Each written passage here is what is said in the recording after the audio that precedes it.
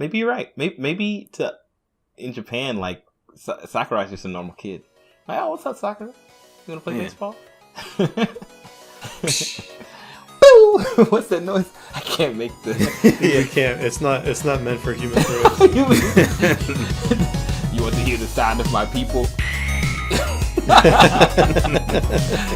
High pitched squeak. I was going to say.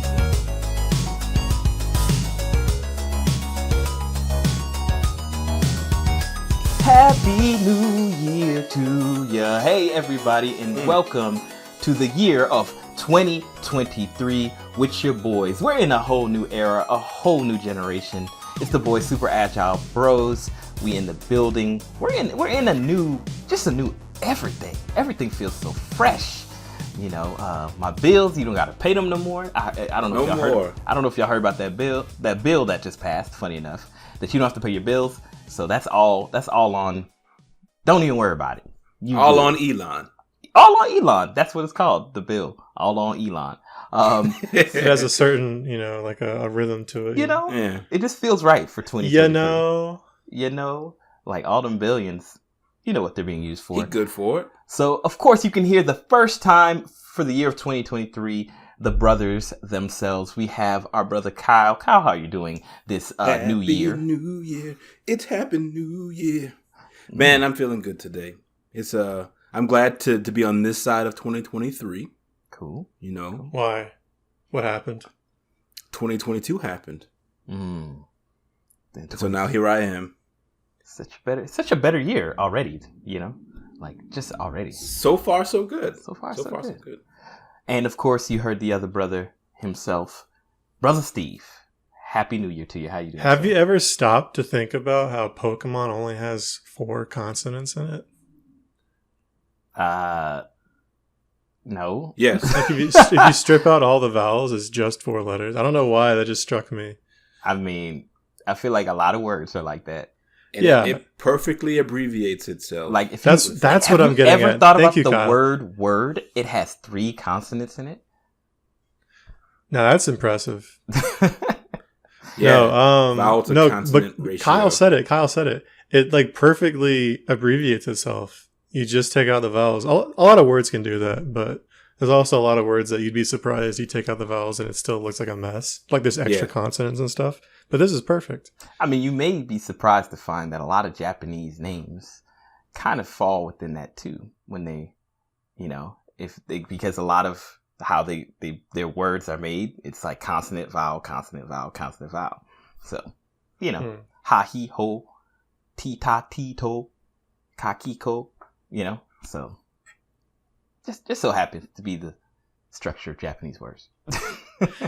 I'm doing good, man. 2023 does not feel fresh. It is exactly the same. Everything is the same. It's raining like it always does. Yeah. Not here, though. Not here. Got to pay the same bills. Or don't pay them, I guess, if you're Brad. Yeah. It's on Elon, baby. On Twitter. So, all of y'all are listening to this podcast like, man, these fellas, these brothers, they're hyped today. It's, why? It's because we had like a mini podcast prior to this podcast. Like we were talking about all kind of interesting things offline. None of which you'll ever hear about. Ever hear. Like that's Patreons only. Patreon only. You know what I'm saying? I hate that. Well, I don't hate it, but I get it. I mean, it's important if you're a creator to get your money directly. You got to do it from your people. No, I love Patreon. I was just saying, like, I always hate when I feel like I'm missing out because I'm not on the Patreon. But I got you. It's a personal thing. I don't hold it against anybody. You don't have to miss out. And that's true. I could pay $1? Or more, depends on, right? Like it's different tiers or something. I've never really looked into it, but you've never patroned. I've never patroned. And it's always funny because you're right. That anytime it's something really interesting, they're like, if you want to hear the rest of the story about how I managed to save the world, check out my Patreon. Thanks to all my Patreon supporters because you're better than every other viewer. Here's a list of their names right here. Also, I have my birth certificate for my Patreon. It's like, you're like, golly, But the last 4 digits of my social security are on Patreon. $5 tier. We're not asking for people to subscribe to our Patreon. We do expect you to tip us in Elon bucks. Elon bucks. E-bucks. Yeah, we need to be Twitter verified, but we don't have the cash. Yeah. Or you can purchase our NFTs. That's even better way to support us. That's right. Super agile NFTs. Oh, we really scamming. Better be careful; they'll get away from you. We're really scamming our people at that point. E-bucks and NFTs. So I had this great idea. I was talking with Logan Paul. About great start. About a project. Want to hear the rest? Continue. A project for our listeners. No, please continue. We've dillied and dallied enough. Steve's gonna fight Logan Paul. What we don't know is Steve has a friend named Logan Paul. He's like, I was talking to Logan Paul. I was talking to Denzel Washington. Oh, Denzel Washington, he lived down the street. Denzel. No. His middle name is Washington. I just call him by his middle name. I was watching. Hey, shout out to some random person posting this. That Denzel's name. That's not a shout out. Efficient shout out. This way, it's a whisper. This way they can't, get at me. That's what I do. Or get any credit into either. The pillow. Shout out to the people who made this while I scam everybody. So somebody straight into the void shared a video of Denzel Washington on some talk show, and the host or whatever was like, "Wait, is your name not Denzel?" And they were like, he was like, no, my name is Denzel. And he's like, what happened was my dad's name is Denzel. So my name is Denzel. And every time my mom would call one of us, she'd go Denzel. And we both respond. So she just started calling me Denzel. So that's why his name is Denzel Washington. That sounds 100% made up. No, as someone who shares a name, I definitely got like a different version of my name as a child, so I would not be confused. Stave. Well, no, they call me Stevie. Stevie. Oh, I refuse to call you anything else now. Ooh. I mean, feel free. I feel like Glasses Stevie. Stevie is like Glasses Stevie. Like Stevie is like Buckaroo or something like that. Well, I was a child, so hey there, it was Buckaroo. Appropriate. Hey there, Stevie boy. Stevie boy. What you getting into, Stevie? What you getting in there, Stevie? I've heard of girls named Stevie, and I was indignant. I'm like, that's a boy's name. Ooh, but it's not. Stevia? It's like no, girl's named Stevie. Oh, Stevie. Hey man, there's a lot of unisex names out there. Yeah, I just think it's a unisex. Like name. Sam. Taylor. Shout out to all the Taylors out there. Well, Sam is like short for Samantha. Or Samuel. Or Samuel. So it's 2 different names that shorten to the same name. Yeah. But I guess Steve and Stephanie. PH. Stephanie. Does Stephanie shorten to Stevie? Steve. I guess Steve's. I guess that's close. All right. Well, yeah. Okay. I mean, I've known some Steffens. I stand correct. Oh, don't talk to me about Steffens. I'm so tired of that. I know it's Stephen. No one ever mispronounced my name until Stephen Curry got popular. And now everyone's like, oh, Stephen? And I'm like, no. You didn't say this decades it's Steve. ago. Where are you at? Wait, is it? I guess it is spelled Steven. Like Stephen. Yeah, he spells his name the same as me. It's just pronounced differently. Because the Stephen I know had an A, not an E. So that's... Is that not just Stefan? No, he was Stephen. With a PH or an F? I'm pretty sure it's a PH. Yeah. Stephan. With an A at the end? PHAN? I believe so. Yeah. It's interesting. We should just start pronouncing the P. Now you got me questioning. I gotta go look. But I'm not. Yeah, I'm pretty sure it might be an F. Now you got me really messed up. So wait, does Denzel Washington not have a middle name that they could have used? Or like Junior? Junior would have worked. Junior's not great. Like, I feel like their alternative, they chose the hardest path. Well, maybe his other brother was named Denzel as well, and he was Denzel Jr. So they had a George Foreman thing going. Like a George, yeah. Giorgio. Georgina. Georgina. George the First, George the Second, George the Third. Georgette. Had to live with their mistakes. I mean, you I can't sleep in that bed. I can't even be mad at George Foreman because I'm pretty confident that is a consequence of CTE. Like, there's no way that that's like a thing that anybody else has ever done. Like, name all their children their name in their generation, the same generation. You know what I'm saying? Like, that seems. But like multiple parties had to allow him to do this. Yeah, there were no checks and balances in place here. He got a lot of money. You just go, yes, sir, George. Like, whatever you want, George. However you want it, George. Oh, you want this one to be lowercase g, not his George. Doctor. Yeah. I mean, if okay, say he's the bread maker. I don't know anything about his family, right? Okay. Maybe his wife has a concession saying, "Hey, if you allow me to be a stay-at-home mom, I'll let you name the kids." She didn't realize what she was getting herself into. That might be true. You know, and now she's like, "Man, I should have got a job." Oopsie. You know, and she's like, well, I didn't think you were going to do that. And like his voice deepens and the room goes dark. By the law that you agreed to when we were together. By the law of surprise. You shall be held. Yeah. You know, I mean, in that situation, there's a lot of nicknames for George. You could do Georgie. You could do G. G? You sure could. You know, that's 3. Lil G. Little G. Junior. Big G. You know. Maybe G Junior. The third. I feel like the thirds are terrible. You know. The third. Well, can you do that if both of your sons? Because he wouldn't be a. Are you still a third? If you're technically a second junior, you're a George Junior once removed. George Junior. How are you once removed? You're in the same bloodline. No. It's like instead of down the line of descendants, it's across the line of siblings. It would be even funnier if their name was George Junior, George Junior Junior, George Junior. Like, I would be like, we gotta stop. We have the technology. This has gone far enough, George. Senior. Speaking of things going far enough, it is raining really hard. My power could go out at any moment. We gotta get this show on the road. We've gotta call George Foreman. Hey. Okay, we'll get the show on the road, but let's shout out Kim Possible for the best character naming.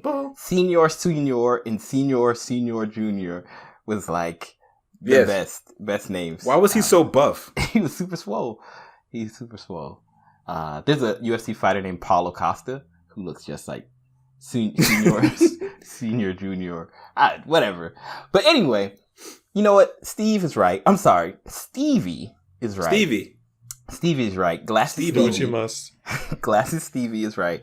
We should go ahead and start this episode. So to bring in the new year, you know, we're all thinking about time. We're all thinking about, you know, a fresh start. What's new? What's great? What can we do that's different than the year before? Let's talk about what's already been great and has been great Let's go against all of that. Let's go in a different direction. What's been great for a long time, year to year, maybe decades for some. Maybe. So in this episode of the show, we want to talk about games that have basically standed the test of time. And they won't go away. Series, right? Game series that have standed the test of time. So not an individual game, but a series of subsequent games that have returned to us. If they're spin-offs or whatever, they're within the same series. So we're going to just talk about a few of our favorites, some of our least favorites, some that exist, and just kind of dig into it and just chat. So you'll be in here for the ride. We'd love if you're listening to this episode. If there's a particular series that we don't talk about, please drop it in the comments. Tell us about those series that you feel like deserve to mention on this episode. We'd love to hear about it. But we're going to get this party started. So we're going to go round robin, and each person's going to just share a series that they, think of, that they like to talk about, and we'll just chat and then go around. So anybody want to start? Glasses Stevie? I'm laughing because the rain just picked up so hard, and I'm watching like the spikes in Audacity. You're going to have a heck of a time cleaning up my audio later. I believe in freeware. Hey. All right, so a long-running game series, and you just want my favorite, or what was it? However you want to do it, man. It's a new year, new you. I didn't make a top 5. I didn't even. I didn't. I'm just gonna go with my spirit. I have a list in front of me. Yeah, I'm just gonna look at it. I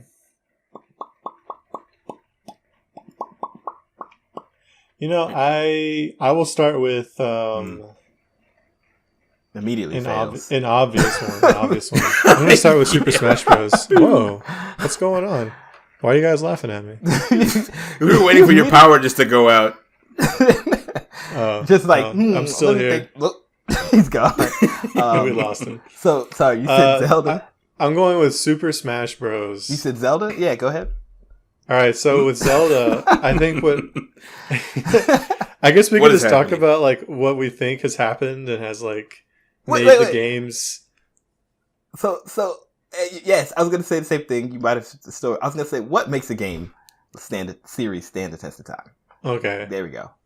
Yes, go for it. All right, okay. Is that what we're doing? Yeah, go for it, Glasses TV. Am I doing Zelda or am I doing Smash? You're doing Super Smash Bros. But tell us We'll go around real quick. What we think makes a series last the test of time. All right, and then you'll talk about it. Do your thing, Glasses TV.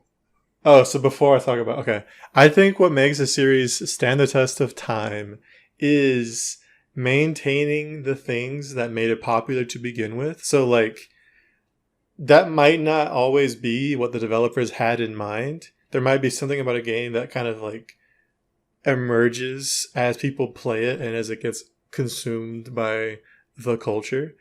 But there might be there's like usually a couple elements that stand out to people, like this is what really makes the game zip and zing, and this is what we like about it. But you can't just do the same game. You really have to, well, that's not true, some people do the same game, but ideally there would be some sort of iteration or improvement, or maybe sometimes it's like a wild direction change. But you have to do all of it with the same level of care and love as the original game, if not more. You have to do it with, I guess, with some respect to the to the predecessors and to the fans who like those predecessors. So there needs to be, I guess, a little bit of fan service to some extent. And ideally, it'll end. I think games should end at some point where it's like, well, let me rephrase that. Some games have a story and the story needs to end. I guess games that don't have strong stories don't necessarily need to have like a set ending. But, the ones that are story based probably should just let things go after a while. Lest they jump the shark. Jump the shark. So I want to follow up on what you just said, Steve, and just share mine, because as you're sharing, I agree with most everything you said. But then as you were speaking, Steve kind of mentioned this right before the show, maybe not right before, earlier today, we wrote a list of long-standing game series. So there's a whole bunch. And as I was just kind of glancing through the list, like you mentioned a game series that makes multiple games over the years, and I saw what came to my mind was like a game like Half-Life, where they don't have a ton of games, but the series itself extends beyond the time that it existed, and there's still a strong fervor for the next one in the series. If it never comes, that's fine. But I feel like a game that stands the test of time, that's a long-standing series, sometimes it's not even about how many iterations, but it's just about how long it can stay in the zeitgeist, per se. Sure, yeah. How long it can stay in our hearts. Yeah, relevant to us as gamers. So I agree with pretty much everything else you say, but I just was thinking in addition, it's even beyond just simply, we have 50 titles. It's just how strong are those titles, and do people keep going back to them and clamoring for more in the future? Yeah. Okay, so even if it doesn't so I did mention Half-Life. I don't know exactly what I intended when I thought of it, when I put it on the list, but I was thinking yes, this is a series that practically is probably over, but also people are begging for it. So it's what I would say is a long-standing series, and that it's still somewhat popular. And if they were to release a new one, it would be ultra hype. Yeah, even though there hasn't been a new Half-Life game in, I don't know, 10 years or something. Yeah, if they could get the most anticipated award that they had at one of the Game Awards shows. They would definitely get that one. Because Every how long ago did Alex come out? 2 or 3 years. Oh, I the forgot VR about one? Alex. Was Alex I guess made by I guess them? that kind of counts. Yeah, Alex is I guess you could basically call it a sequel or a prequel to Half-Life 2. For some reason, I thought Half-Life Alex 1 was and a half. made by somebody else, and then they just absorbed it. No, it's from the It's a ground Valve up game. by Valve. Yeah, Okay, but I must be Tried thinking. and true. I must be thinking of something else. There was so Hunt Down the Freeman was another like Oh, sequel, boy. pre-sequel. I don't know what it was. That's That a really one was bad made by one. somebody else and was terrible. You're probably thinking of Black Mesa, Brad. Is that That's the a remake of Half-Life that was made by someone else one? Okay. with Valve's Maybe blessing. Maybe that's what I'm thinking of. Yeah, And that's actually like a AAA quality game. Interesting. Huh. faithful.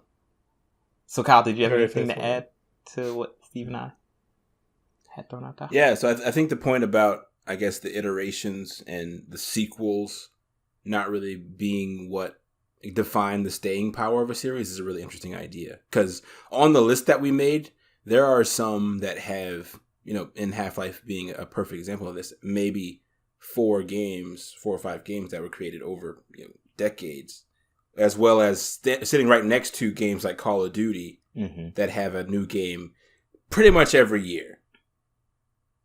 So just for those to be on the same list, I think is a really interesting idea too. Yeah. Because I mean, what really at the end of the day even dictates, because the sequels don't necessarily mean that the game is, I guess, good.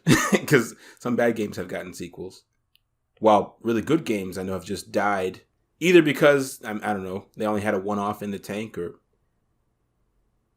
Not every game needs a sequel. that's true. Yeah, that too.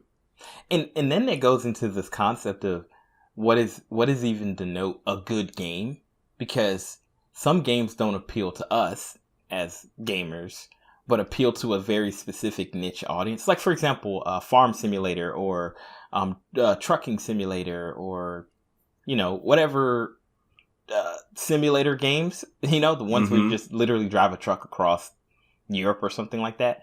Like, Yeah. those games have like 20 iterations, and they've been going on for decades. Every year. Yeah. And I think that also is just like, do you support your fan base, and does your fan base support you? Because it's hard for me to assume that a game would have any type of sequel, iteration, spin-offs if people aren't paying money for them, right? Right. To support. So, Yeah. yeah. Yeah, it's crazy to me. I don't get it, right? But some people are really into it. These games like Madden or FIFA were like, it's just a new coat of paint on basically the same game. Maybe they upgrade the graphics or something, but like soccer hasn't changed. The players change, I think. The players change, but you could do that with an update to the, a cloud update. I agree. And they've done that. But at the same time, your fans want a new game. So you give them a new game. Yeah. I guess. I think the experience of buying a new game plays a big part of it. Like, this is the 2023 version. Like even if the players were exactly the same from the 2020 versions and the graphics, I think it's really like a internal thing, like a marketing thing at that point. Yeah. Yeah. I mean, I think it's actually not on our list, but like Fortnite is a long-standing game, right? And it's one of maybe the very few games that I've ever seen do it where it's essentially the same game. Like, if they had a disc, which they do, you can buy the disc at Walmart for Fortnite for whatever reason. You'd put it in, you just download a whole new game, right? Like that source code some of the stuff probably still exists, but it updates over the year. I guess Madden is just maybe more financially beneficial. Oh, and they support. You know what you got me thinking? You got me thinking it might actually be like a legacy thing, because before, the new games would also come with a new console generation, so you couldn't play the old version necessarily. And so, like, yeah, with your NBA 2Ks, your Maddens, and your FIFAs, it's like if you wanted the newest version, that means you also have the newest console. Because it's also a flex if you can buy the new one. Well, sure, but like that's only when a new console comes out. There's a new game every year. But that's very important. The new game every year, because every year is a brand new roster, and who's a good team, who's a bad team, who's a good player, who's a bad player, changes dramatically. And up That's until maybe a decade ago, like not even a decade. I don't even think it's been that long that DLC has existed. Like you couldn't get the new players. I think it's been a decade, but you're right. There was a time when FIFA wouldn't be able to update. That's true. Yeah. No, I don't even think it's been a decade. It's 2010, 12. Maybe DLC was just 2013. Yeah. Oh, 2013. Oh, we're in a new year. Yeah. Okay. Well, let's talk about some games. I mean, we're already talking about them. We can come back around to these Maddens and FIFAs later. But Steve, you're talking Super Smash Bros. Yeah, so that's a game that has definitely, or a series that's definitely had its ups and downs. It started on the 64. It was a breath of fresh air. Then it came out on GameCube, and that felt like a revelation. Like it was such a huge step up from the 64. And then Brawl was terrible. And Oopsie. As a child, I liked Brawl, but looking back on it, it feels so bad. As a babe. It feels so ugly. But it does have that real nice single player mode, and then what is it? I think the only major problem with the Wii U game was that it was on the Wii U. On the Wii U. It was on the Wii U was the worst part, yeah. Plus, I think the balancing was more obviously bad, but that's only because like online gaming was becoming a bigger thing. Like the melee is really terribly balanced. Yes, but everyone still loves it even now. Whereas everyone hated the Wii U game as soon as Bayonetta became overpowered. It's interesting because I was gonna say, like, for Smash, like, it's interesting. How many games have like a really old I guess Street Fighter. I guess fighter games might be the fighting games are kind of an have exception. Deep legacies. Exception, yeah, but like the sports games have really old versions too. But Melee to this day is still like played heavily, right? Yeah, and it's so old. And I mean, like you said, I think the Wii U version's only detriment that it was on the Wii U and maybe one or two characters were overpowered. But to be honest, I used to play the Wii U version, and I played at a tournament that actually, shout out to Dynamic, me and him hosted together. And I actually like really enjoyed the Wii U version. Like, I think as far as like purely like just having a good time, that's one of my favorites. Like, of course, they improved on Brawl significantly. Yeah. And it's really close mechanically to Ultimate in a lot of ways.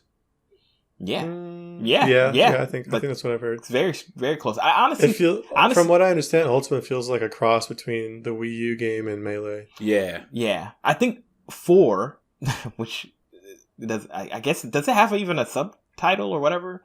It's called Smash for Wii U and Smash for 3DS. Fire everybody, like every person. If there's any of those people left, they should have like had to do like 100 push-ups. Well, Sakurai, you're gonna make Sakurai do 100 push-ups? I feel like Sakurai was pinned. Like he had no choice. Like I'm talking about the people who said we're gonna call it for Wii U. I feel like Sakurai did not have any control over that. Like he's better than that. He really is. He truly is. Have you been watching his dev vlogs on YouTube? I saw a couple of them. Yeah. There's some hot takes in there, man. I mean, you have to be a spicy boy to be Sakurai. Like to be a person who would demo Super Smash Brothers by himself, playing 2 controllers at the same time to show. Like you have to be something extra. You know what I'm saying? Like Sakurai built different. Can I just say that I love that no other company has a Sakurai. He's a treasure. Maybe like I can't Kojima. think of. But Kojima doesn't play Death Stranding and like make little jokes and quips, and I mean, he's also a treasure. He's also very good in his own way. Kojima's the type to wear a full mech suit in the crowd and then like come out the mech suit Like, he's super extra. You know what I'm saying? Like, they're both very extra in their own spectrums. They're on the spectrum. Todd Howard tries. Todd Howard, I guess. I don't know his name. The guy who developed Nier. Oh yeah, an eccentric fellow. He's eccentric for sure. He's 100%. We talked. I don't about think this, he has right? that power, the power eccentricity that Kojima. Suda was it Suda 50? Suda 51. 51. Yeah, he's also a character. Like, yeah. We need more American, or at least Western, like wild card character. That's the video game developers. I feel like that's the problem with Western game developers, other than like maybe like Notch, who's well known, Cliffy B at one point. Shoot, man. Toby Fox. Yeah, like, but they're all kind of straight line. I mean, they might be a little edgy and curse a little, but they're not extra. No. Like, I feel like they're not weird. Yeah, I feel like Americans, we kind of are more. Or maybe they're weird to the other countries. Maybe so. Maybe you're right. Maybe in Japan, like, Sakurai's just a normal kid. Like, oh, what's up, Sakurai? You want to play baseball? Boo! What's that noise? I can't make the. You can't. It's not meant for human throats. You want to hear the sound of my people? High pitched squeal. I was gonna say this. One thing that I think makes Smash Brothers a strong series is the missteps don't end the franchise. Like, yeah, that's true. I think Brawl was a misstep. It wasn't a terrible game. Like, I think it was a great game. I enjoyed playing it, especially in college.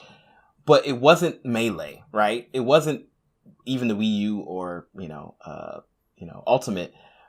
I feel like it almost to me felt like a spin-off game. Like, it was the next iteration, but I feel like I played it very differently. Like, you know what I mean? Like, it wasn't a game that you could. Like, it took out a lot of the competitive elements, which kind of alienated it from Melee immediately.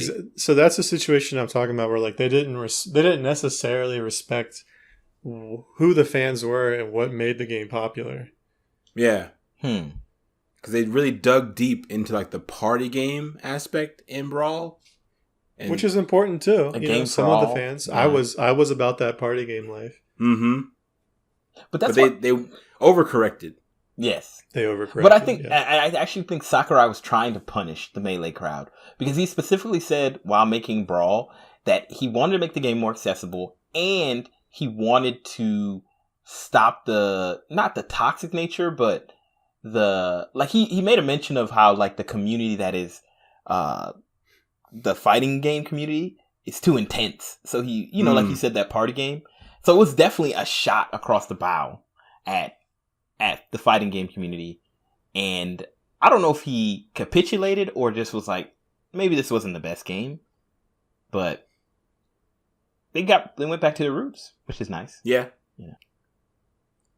But I think, like you guys said earlier, they meant kind of like, it was like a happy medium, because it's still not as intense as Melee. It feels like it gives you the room to be intense, but it also has, the hero and Sora. Like, there's goofiness in there. Yeah. Broken. Yeah. And there's a lot of joy. And a lot of fighting games have this, but Smash Bros. Has always been a series that has so much joy and detail. And one thing about Smash Bros. As far as, I guess, it's also been used as a vehicle to like reinvigorate older series and obscure characters. Other long-standing series. Like, even to the point to where it's like the seats in Ultimate were so deeply coveted. Mm-hmm. And it's like, oh, a new game is coming out, so that character they're going to be the next Smash character. Very true. Because it'd be the best marketing that they could possibly do. Very true. 95% of the reason that I ever considered buying a Fire Emblem game, and let me tell you this, Fire Emblem is within my wheelhouse of games that I like. I'm a strategy game player, right? So Yeah. like you would think Fire Emblem would be exciting to me, but for some reason I never was interested in Fire Emblem. But once Melee came out and Roy and Marth were in there, like I was like, huh, what is Fire Emblem? So Who dey? from that point on, I kept my eyes out for it, like a time to get one. I've only bought one Fire Emblem game, but I promise you, if it wasn't for Smash, they would have never got my money, you know? So Smash got me into Metroid. oh really? I think Nice. so. Samus. My first Metroid game was Metroid Prime 2, actually. And I'm pretty sure I asked for it because I saw commercials and I was like, oh, that's Samus from Smash Bros. Mm-hmm. I like her. She's cool. At that time, you were probably saying him. No, I knew it was a girl. How did you know? I mean, it was So way told- past I that don't time. know. It'd been Word a of- decade. word of mouth. It'd been a decade. And also, there was like Zero Suit. Samus had already been in a game. They had like No. not No, not this in was- Melee, this was not in a Melee. Melee game, but in a game, like existed in Oh, sure. the yeah. gaming world. So I think I was completely unaware of Samus until Yeah. Smash 64. Well, that's what I'm saying. Yeah. Smash is what introduced me to Samus. Yeah, but I'm saying, how did you immediately know that Samus was a female from? Oh, I Smash didn't 64? immediately know, but as I played and as I got more interested in the characters, someone at some point let me know, oh, that's Samus Aran, not Samus Aran like I used to think, Mm. and she's a girl. And I was Very like, all right, nice. cool. and I think if you I didn't think it was that like revolutionary. and I think if you played the game and you went to the little trophy gallery, Oh, that's true. Melee had all sorts of Probably. information. showed her in Zero Suit version. Yeah, That might I mean, be I knew it. by Melee. I'm still talking about 64. Well, Melee is when Prime came out on GameCube. So by then, I knew it was a girl. I don't know if I knew that when I was playing 64. Yeah, I mean, I did just because I'm Just because you're smart. because I'm that Samus boy. I'm a Samus boy. So I know like Smash Brothers kind of okay. I know I've talked about this before, but I feel like Dynasty Warriors. I know. No, not that. I don't know if to talk about this very long, but to me, I think. Oh, brother, this guy. I think you know how we talked about the misstep that was Brawl for Super Smash Brothers. I think the reason that Dynasty Warriors has I mean, they're at what 11 or something. I don't know. Couldn't 12. tell I have no idea. But the At latest least. iteration is not good, and that's the reason I didn't buy it. I bought Dynasty Warriors 6. It's because they tried to go off the beaten path. Because everybody makes fun of Dynasty Warriors. Like y'all just groaned. Ugh, Dynasty Warriors, right? But the people who appreciate Dynasty Warriors appreciate for it for what it is and enjoy it for what it is. And when Dynasty Warriors decided, hey, we're going to try to accommodate other people, they made a game that wasn't fun to any people. You know what I Snap. mean? Right. And similarly, some people aren't into Super Smash Brothers. Those people are probably evil, terrible, soulless people, but those people exist, and you Yeah. know, We wish they didn't. But they're really salty fighting game characters that hate getting killed by Kazuya over and over. but that being said, It's not balanced. if they tried to make the game where nobody could lose, they'd make if they basically make Everyone loses. They'd make PlayStation All Stars.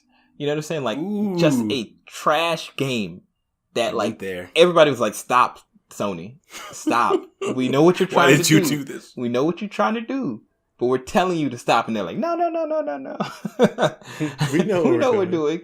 But Dynasty Warriors had the same problem. Its niche fan was strong. The fan base was strong. They made a lot of spin-offs to Gundam, to Zelda, to they've there's another one that I was blown away that even existed. But they've made a Lord of the Rings. Did they make a Lord of the Rings one? I don't. I literally was like about to look that up and be like, I'm buying that tomorrow. Yo, that I'm mug buying probably that right fire. now. Son. That junk would be wild, son. Ooh. It makes sense I want though. to Just be play, Gimli. bro. There's a scene in I think it's the first in the Fellowship of the Ring where it's showing Sauron just being a boss, Mhm. and this man is playing Dynasty Yes, Warriors. Yeah, he's just flinging people like He's just flinging people en masse. Yo, a Star Wars Dynasty Warriors would be Be pretty fire. tight. I'm telling you, you can take any franchise. Any Force user, yeah. Oh, any franchise. Yeah, Yeah. but you're correct. You're also correct. Any That Force also. user, and you can make it that's the fun thing about it. It's more of like a formula than it is purely just and that's why Super Smash Bros. Is so strong. You could take any character from a Nintendo franchise and find a way to add it in there. And I think that's why I like Dynasty Warriors, and I think that's why it's lasted so long, because you know what you're going to get when you get into it. It appeals to its audience. It tries to it's been up until maybe the latest iterations, really focusing on its fan base, not listening to the noise, even doing great partnerships. I'm sorry, Hyrule Warriors and Age of Calamity are great games, not just okay games.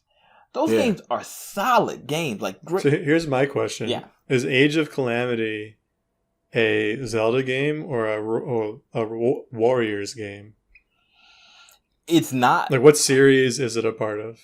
I would say, that's a good question. I mean, honestly, I think it's both. I mean, like, interesting. In particularly compared to Age of Calamity in particular, feels more like a Zelda game. And both than Hyrule Warriors, the first one. The first one felt like a Warriors game, like with those characters in it. But this one, it almost seems unfair to think of. I'm sorry, I interrupted you. I'll hold my thought. Please continue. No, I was just gonna say the Age of Calamity just has a story. It has the characters. It's a Zelda game. But sorry, what were you gonna say? So the narrative is what pushes it over the edge. Mm-hmm. I was gonna say it seems unfair to have the Dynasty Warriors on this list. I mean, it is a series. There are Dynasty Warriors games. But like you said, it's also more of like a formula. It's like a genre. And it's strange because no one else seems to be doing this genre of game. It's like one studio, right? Don't they make all the Warriors games and the spin-offs? Yeah. Koei. I can't think of another. I mean, Tecmo? Yeah, there's another. There's I think it was 99 Nights or something like that. That wasn't made by them. That was like a competitor, but similar. Okay. Came out in 360. I can't. It's like they almost have a monopoly on this genre. But you could say that about Smash Brothers. I mean, that's the genre. Like, who else is doing what Smash Brothers? That's true. That's true. Everything's a Smash-like. But I wouldn't. I mean, that's true. But I wouldn't call a Smash clone part of the same series as Smash Bros. Well, I mean, but that's the thing. It's not a clone.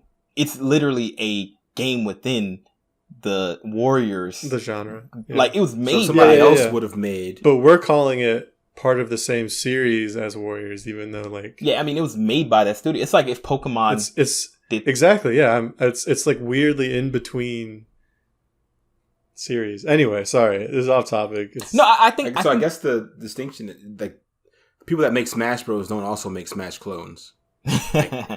Yeah, you're right. And I think that also says how much, like, I don't know, it's maybe they don't take themselves so seriously that they really don't, like, that they can't go out and be like, why not make a Gundam version of this? Like why not? Why not? If they'll party with us, like, let's do it.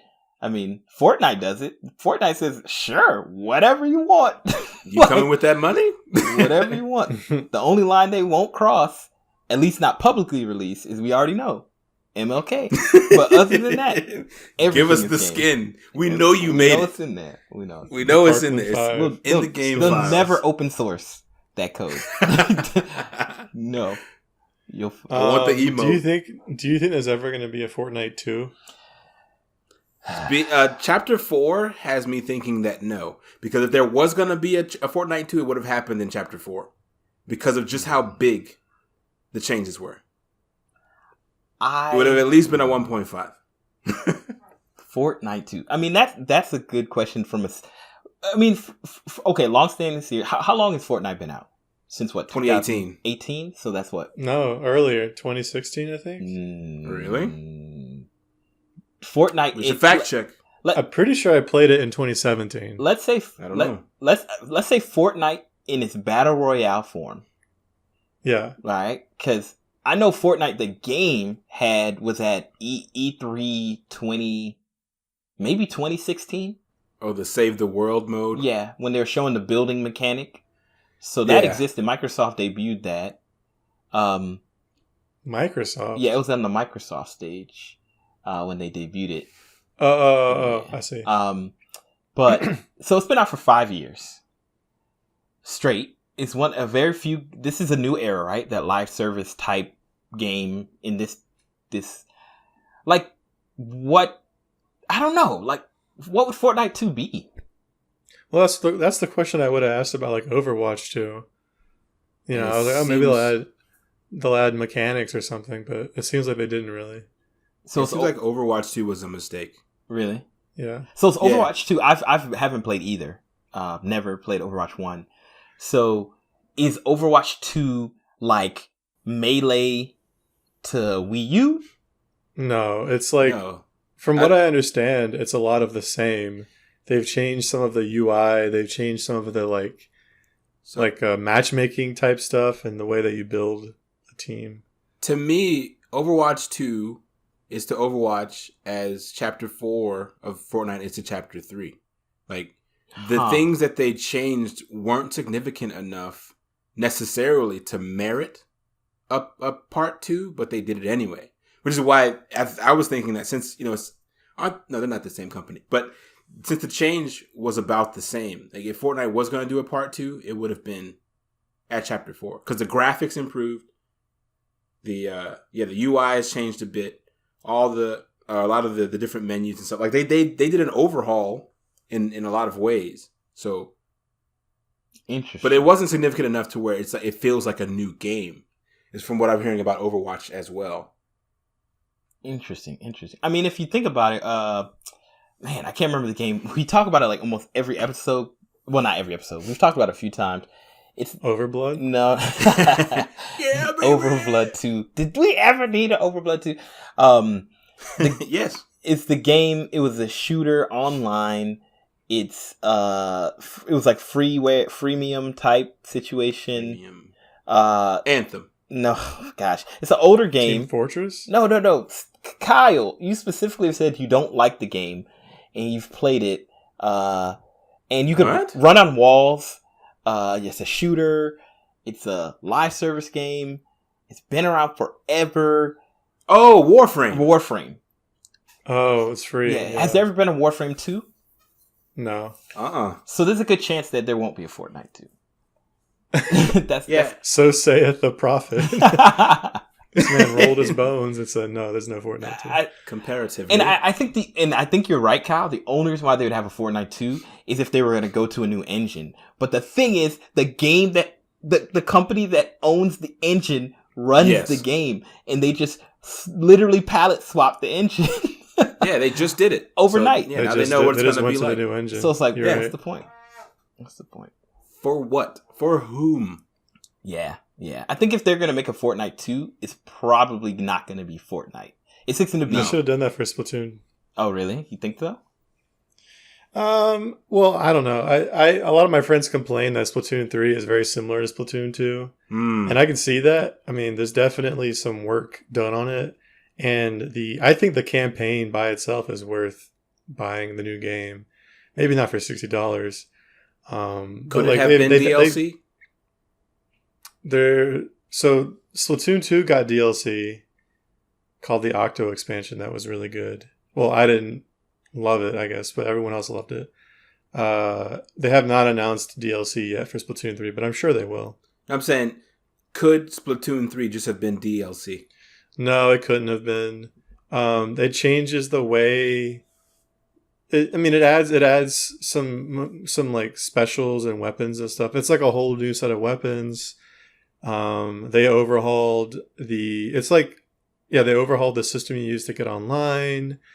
They probably could have updated this thing. They added a way for you to play with your friends online easier, which should have been in Splatoon 1 as far as I'm concerned. Yes. But yeah, the campaign is huge. It's not like a DLC type thing. Well, okay. So let me ask, and the graphics are better too. So let me ask you this: do y'all see Splatoon as a long-standing franchise? No, I think it's still too young.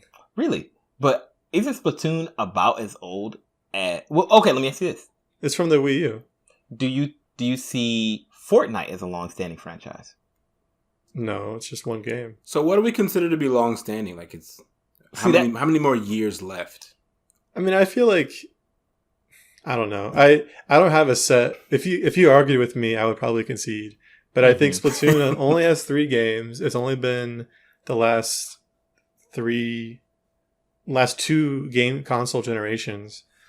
And it wasn't even that early in the Wii U life from what I remember. I don't know, maybe it was 2015, I think. I feel like it'll eventually get like similar treatment to Metroid and Zelda, where they just drop one every so often to keep it relevant, but maybe not in the frequency of sequels like they have. Yeah, that would be good. I mean, Splatoon 3 is so similar to 2 that I feel like, you could have gotten away. Well, again, not the single player mode, but a lot of the changes they did make to campaign or to the multiplayer probably should have just been updates. Like, it feels like they're iterating, not like sequelizing. Or they're tweaking, not iterating. That's what it feels like. Well, let me ask another question. Do you believe that Splatoon, we have this conversation 5 years from now, do you imagine Splatoon still going strong? Do you think there'll be Splatoon 4 or 5? I don't know if it's going to be a 4 and a 5, maybe a 4. But yeah, I think there will still be players. I don't know if I would say it would still be going strong. Or would you think it'll fall within the long-standing series category? I think if it's still going strong, I would call. Well, yeah, I think at that point I would call it a long-standing series. 10 years. I think plus. What Splatoon has on its side, as far as its staying power, is that it's the only game of its type for Nintendo players. So unless people who only buy Nintendo change that, mindset, then I don't think they're going to have any issues as far as somebody wants to play a shooter on Nintendo, they're going to play Splatoon. Interesting. I honestly don't really call Splatoon a shooter. I think in the grand scheme, mechanic wise, kind of no, but at the same time, like I guess you kind of compare it to, I guess the shooters on other platforms, and it does fit within shooters comparatively, but yeah, it's a third-person shooter. It's a different dynamic. Yeah, at a high level, it's a third-person shooter, but like as you're playing, it doesn't have any of the hallmarks of a shooter. Like you can't shoot that far. It almost feels more like Melee sometimes. Positioning is the way that positioning is important is really different. The way that you do a turf war is like way different than you would do any other shooter game. And that's just turf war. The other game modes are even more different. I mean, I dare say that Nintendo has the ability to take a genre.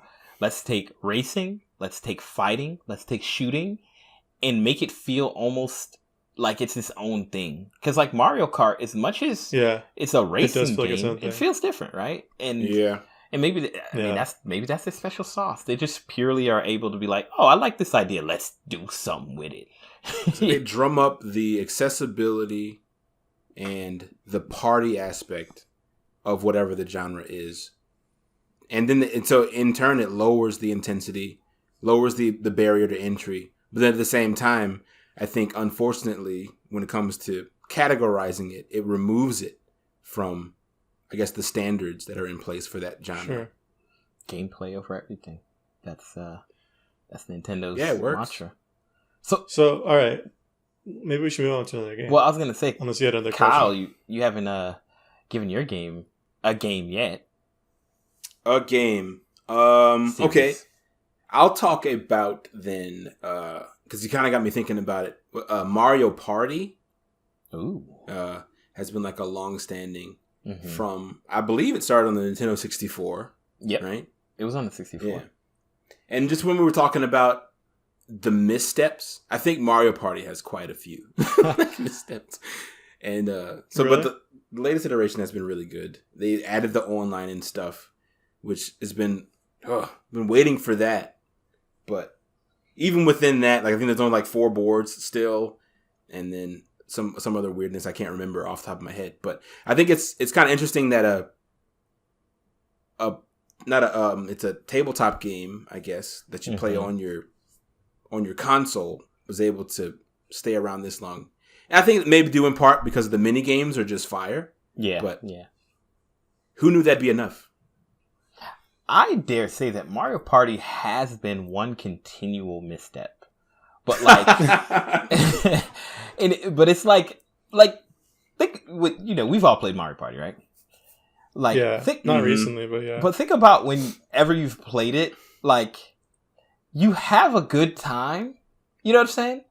But also, you're kind of like, I shouldn't be doing this. Like, there's like this, like, you're playing with your friends, and you're destroying each other's spirits. You know, you test your friendships.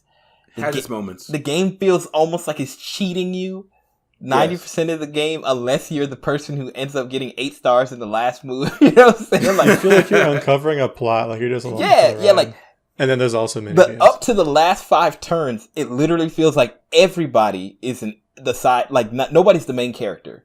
Like, you're all just like, what's happening? And then somebody becomes the main character, and then the game is over. And the reason I think Mario Party has been a constant misstep is because I don't feel like there's a way to do that formula right. Like, I feel like it has to be kind of uncomfortable. It's always going to be, You know? It has, like, like, they can have all these cool mini games, but the mini games kind of have to cheat you a little bit. Or the mini games have to be semi-unfair from time to time. And the dice rolls feel like, why is Bowser always like, it has to feel wrong. And I feel like as a game developer, I think about even developing that game, like, it feels like it goes against intuitions. But like, somebody knew how to do it, you know. I mean, I'm being facetious about it being a constant misstep, but I don't know. I get what you're saying. You know? Yeah. And it's one of those games that, oddly enough, hasn't really iterated heavily since the first one. And like, the ones on Nintendo 64 hold up tremendously well in comparison, because it hasn't changed a whole lot. Like, the graphics have gotten better, and the mini games, because of like gyro and stuff, are more diverse. But I mean, whoever's been coming up with the mini games since the very beginning is a genius, because they're all, or 90% of them are good. And the other 10%, I feel like, were made bad on purpose, so that the other ones feel so good. I was about to say, you got to have some bad ones in there to level it out. This is a joke, but there's a time in my head where I was like, man, they have so many mini games. They must have somebody's like family hostage, and they're just like, make another one, but it has to be good enough. Like, you're like, how do I make another different game that's kind of chance but not chance, that's skill based but not too skill based? Like, you want to eat or not? I have your family hostage. Yeah, and the mini games from game to game are different. Like, they're different. Like, I played the original Mario Party, and you play 3, and then you play 5, and you're like, wow, like, I really like this mini game in 1, and I like this one in 3, and I like, it's I really hate this one. Yes, always. There's always one. Like, oh my goodness, But I think one of the biggest missteps, though, was there was a Mario Party. I don't remember which number it was, but there was one where they took away probably the most fundamental mechanic of any board game, which is moving independently. And so, like, you would roll, but everyone was on this same, like, train cart or something. Yes. I think that was the one on the Wii. On the Wii? Yeah, you would just go in a circle. It was just, almost every board was just a literal circle. Yeah, it was horrible. Yeah. Minigames were still pretty good, but that experience... you mean there's no branching paths? Right. Yeah, and it was just... Oh, okay. I was like, what do you mean moving? And it's funny that you say train track, because there's a specific level in that game that's just a train cart that you go up to the top, you go down, and come up the bottom, and you just go around, and it's just a giant... It's like... in Mario Kart, the baby Mario's baby park, baby park, it's just that. But no, the moving independently, I meant literally. Like, all the players would always be on the same space because they'd be standing on this like wheel object. Oh, maybe I'm thinking of a different. Oh, I don't. Maybe I know which one you're thinking of now, because that's the same one that had the mini game where you had to count the people that were in the train cart and stuff. Yeah, that one was tough. Yeah, it wasn't. Yeah, that one was rough. That board. But no, like this one, you couldn't move. Like, I don't think I actually played it, but you couldn't roll and then move to a different space as somebody else. Man, you know what I think?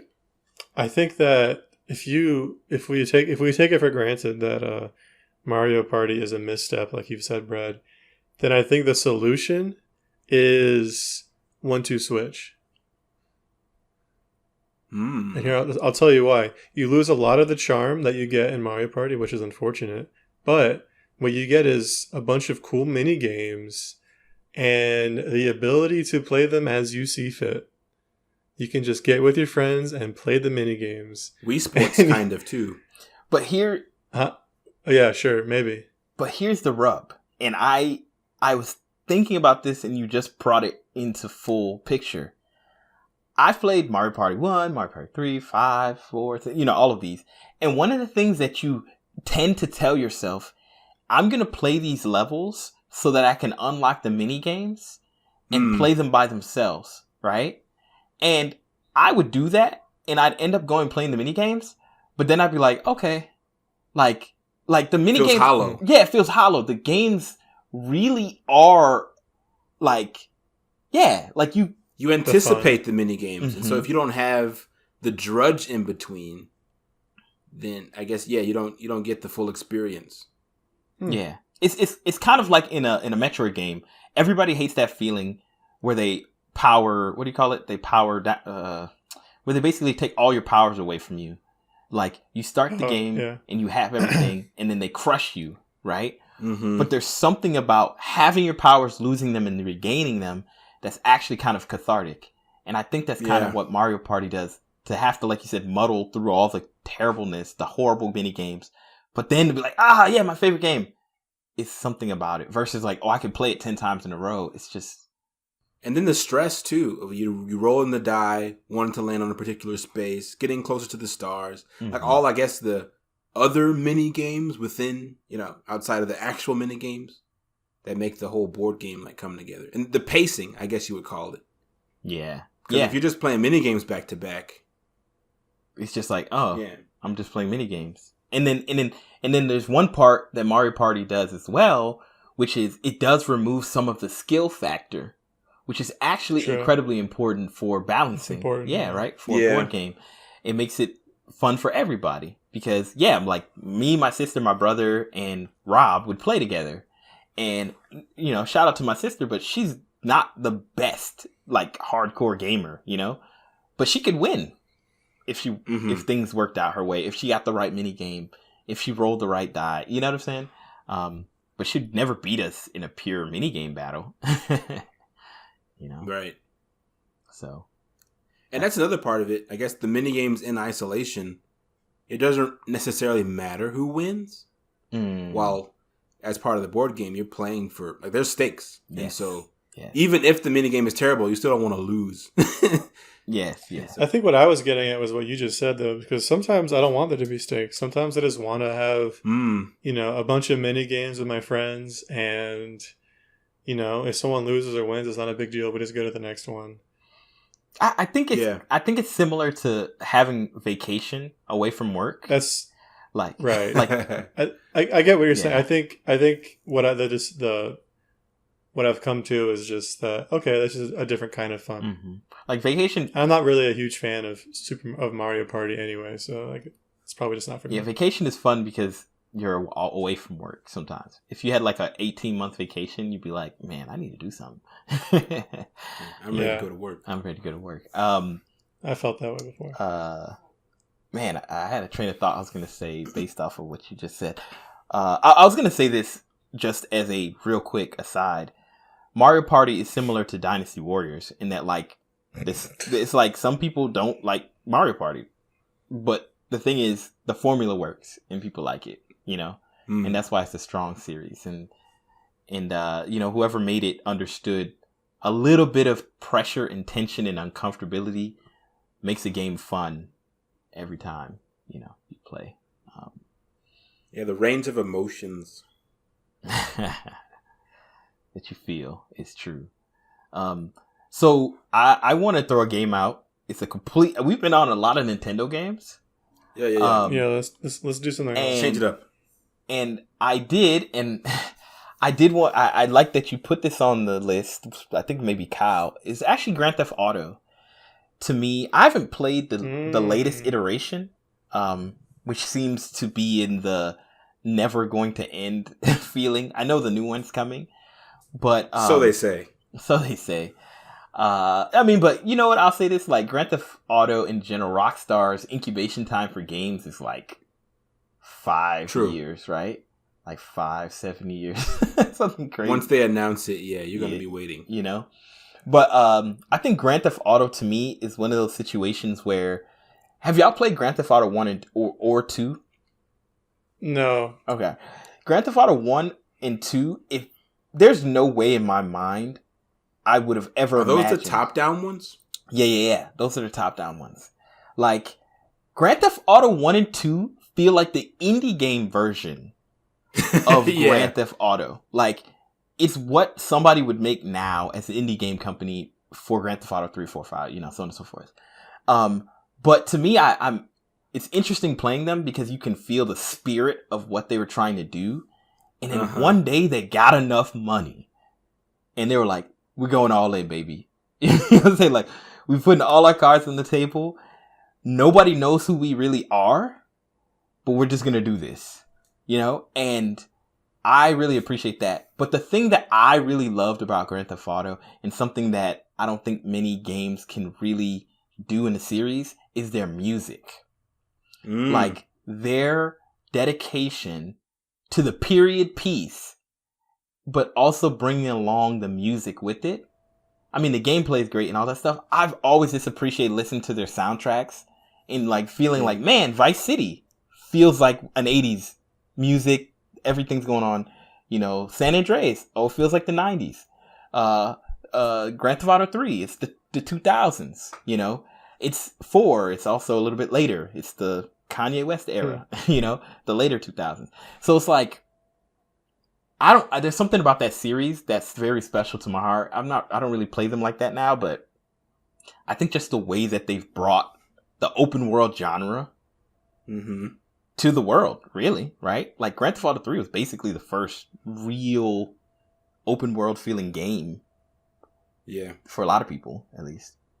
I think Driver was in the same era, but they didn't. I think what you just said was pretty prominent, because it's like that's a testament to the intention behind game design. Because somebody played the game and was like, "What am I doing for like a long portion of this game?" It's like you're driving around, even though that's not necessarily the only thing you're doing. It's like, I'm driving around so much, this should be interesting too. And I think a lot of even modern games overlook just how important it is to realize what your player is going to be doing for an extended period of time and making that interesting. Because I think even in the Driver games that there wasn't a large variety of music. Like, it was always saying the same intense driving music. And it's like, oh, you're in a car now. Yeah. And versus I'm driving in a world. Yeah. And then Grand Theft Auto, you just reminded me. I didn't even think about this. They also created that whole idea of you driving and having a conversation with the characters to like fill in the gaps from a purely narrative standpoint. So it feels less tedious. Like, you have a cutscene where you get a mission from a guy. Hey, brother, what you want? You know, and he tells you something crazy. Let's go over here, right? You jump in the car, and now it's a 5-minute drive to the next location. And then you get to hear this whole character's dialogue. You get to have this banter. You get this, like, understanding of what you're about to drive into. What's the situation? And it's like this really immersive experience, right? Because nothing feels empty. Like, even though you're just driving, like you said, I just never thought about it, but they really figured that out. And you think that's something that they've kept game to game that makes the sequels still so good? Absolutely. I would think so. Yeah, I'd say so. Yeah, from 3. And they've just found more and more ways to make those, I guess, nuances and easy to miss details, like, even more juicy, if you will. Like, that's the game juice on top of the juice, because they already have like the great graphics, the simulations, the explosions, the day-night cycles, all the typical juice. But then it's like you're walking down the street by somebody and they call something out, and depending on like where they're standing or what you're wearing, you know, the dialogue changes. They're holding something in their hand, you know, all these things that you would miss. They've just, with each iteration, I think they've just compounded that stuff. Which is probably why it's taking so long for them to make Grand Theft Auto 6. Who knows what they're going to put in there? Dude, it's probably Grand Theft Auto World. Like you just fly into other continents. Who knows, man? And another thing that I think Grand Theft Auto has brought to the table, which has made it a very strong series, is that you feel the game. Like when you drive from location to location, even in Grand Theft Auto 3, you can feel, oh, I'm in the Italian part of town. Like what the billboards look like and what the motif of the characters walking on the street. Oh, this is where like the Italian, diaspora stays. Oh, I'm in Chinatown. Oh, I'm in this area. Oh, I'm in the high-rise district, high money people like like the cars change, the people, even the violence on the streets change, Right. And it feels like you're like really in the world, like you're a part of it, and you have to like, I don't know, like you participate in it versus just like the world's happening around you versus waiting for you to get there for something to happen. Yeah. Yeah, it always felt like, oh, these characters were already here, and I just happened to encounter them on their way to whatever random place they're going, Yeah. So, yeah. Steve, have you ever played a Grand Theft Auto? I've dabbled. My friend, I think, had Vice City on PlayStation 2. Mm-hmm. So I played a little bit at his house. But no, I never owned it, never really got into it. Or any of those games, like Saints Row, anything like that. Red Dead. Yeah. It's funny because when I saw Saints Row on the list, I was like, do I feel like Saints Row belongs on this list? Like, yeah, I think they've made a new one, right? And it hasn't seemed to be like performing super well. People don't like it. Yeah, I would say artistically and just critically, it seems to be doing pretty badly. Say it doesn't have the soul of what Saints Row was. And Saints Row was definitely like the I don't know, the goofy cousin to Grand Theft Auto. They came from the same family, but I don't know, he's doing something wild. And to me, like Saints Row, what it brought to the table was like, what if Grand Theft Auto was unhinged? Like, if you could do everything that you want to do in Grand Theft Auto, what would it look like? But I think, like, I recently played San Andreas. By recently, like a few years ago, and it's amazing to me how well the game still holds up. Like, bro, they hold up, man. So strong. Like, just the gameplay, the narrative, the the things. I'm like, man, a lot of games aren't doing this stuff. Right. Like, they're just not, I don't know, something, not that I'm going to tell you to go play Grand Theft Auto, but, I wish I could, because there's so many things. There's so many things within Grand Theft Auto that I think people should experience outside of the violence. But for it to be like a fully rounded experience, as far as how deep the simulation goes, you kind of have to have that freedom as well. And so it is tough to recommend because of that. Yeah, like 4, I played through. I actually said I'm good and let it go completely. Actually destroyed the disc, because there's certain stuff that I didn't want to do that you had to do that I didn't feel super comfortable with. But 3 I'm okay with, because 3 you can kind of not do certain things and not engage for certain parts if you don't want to. And that's to me the biggest part. Let me not engage or something if it's not important. But there's a thing in 4 that I just genuinely was like, I don't want to do this, but this is a mission and I have to do this. And I don't know, it never sat well with me. But Grand Theft Auto 4 is a great game. Even the story was really interesting. But that one mission kind of ruined the game for me, personally. Well, 5 was more of the same from what I heard. There was, especially when you played as Trevor, just because he was so unhinged. Oh, yeah. With the insane kind of character. Yeah. It's a lot of his missions were really tough for a lot of people. And then, they were mandatory if you wanted to finish the story. Yeah. It's like, So is it like going to the library and having to read a book or something? Is that why you didn't like it, Brad? yes, I'd rather it be an audiobook, but they were like, you have to actually read it. Yeah, You gotta turn the pages. It was a book about your life. It was so boring. Push L to turn the page. But yeah. 2 pages. Steve, you got another game? All right, so there are 2 games I want to talk about, and what I want to talk about is not as the games themselves specifically, but I want to talk about the concept of the modern reboot. So God of War and Doom are these old games that definitely had a style back in the day, and then they got a modern reboot, and now each reboot, as of a few months ago, each reboot has a sequel now, and these are like critically acclaimed games. I've never played, so I still haven't played Doom. It's high on my list. I had no interest in playing Doom until the reboot, and I'm like, man, that looks really fun. And as for God of War, I did play the 2016 God of War, and I never played the old ones. And I know it's not really a reboot because like they are continuing the story, but they continue the story in such a way that it's really only like for character. Yeah. Like nothing. It's like a glow that up happens.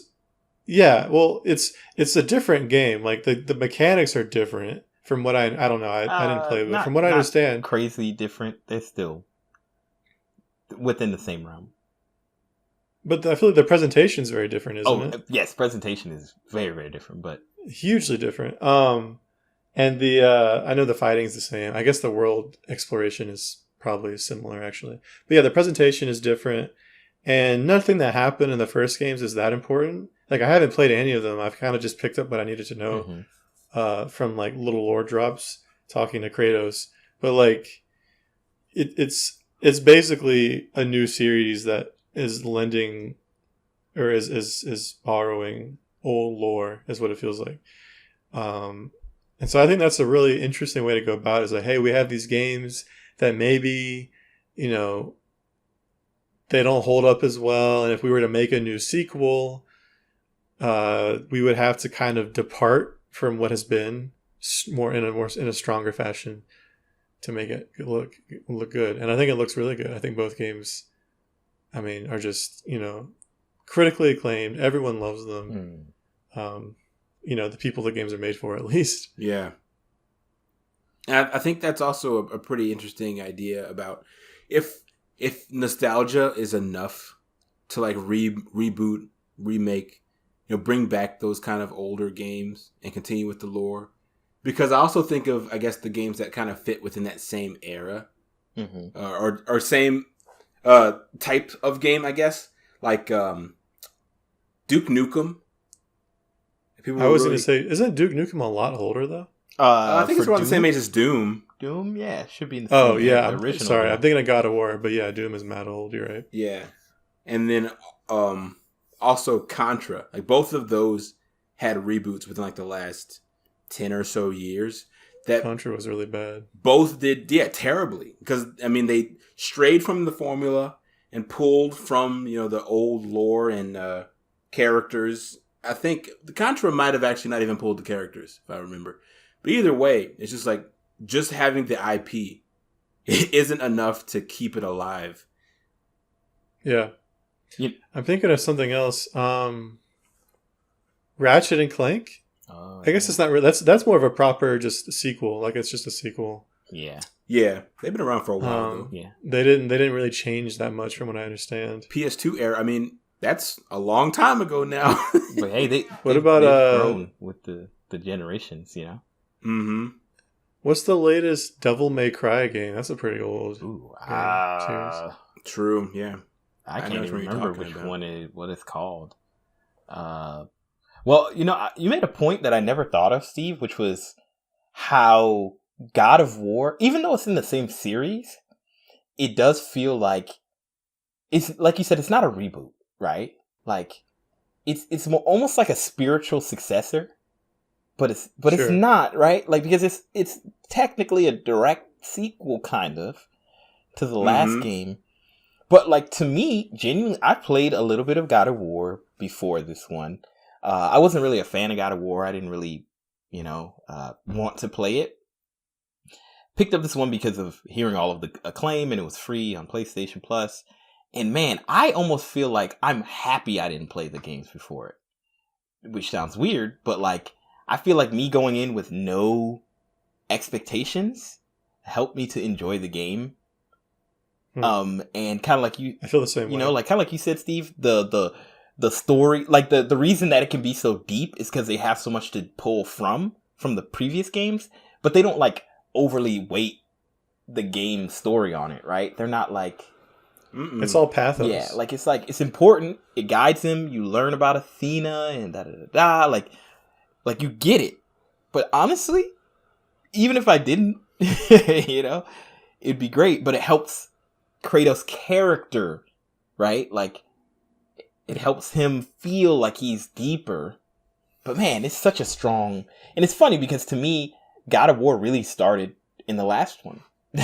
Like, when I think of God of War, I don't think about the original games, in my opinion. Right.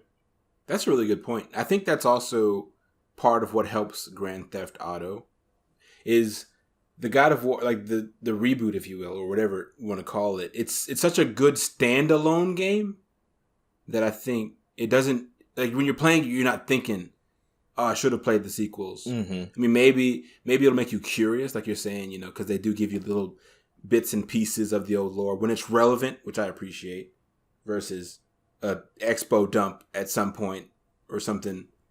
Yeah.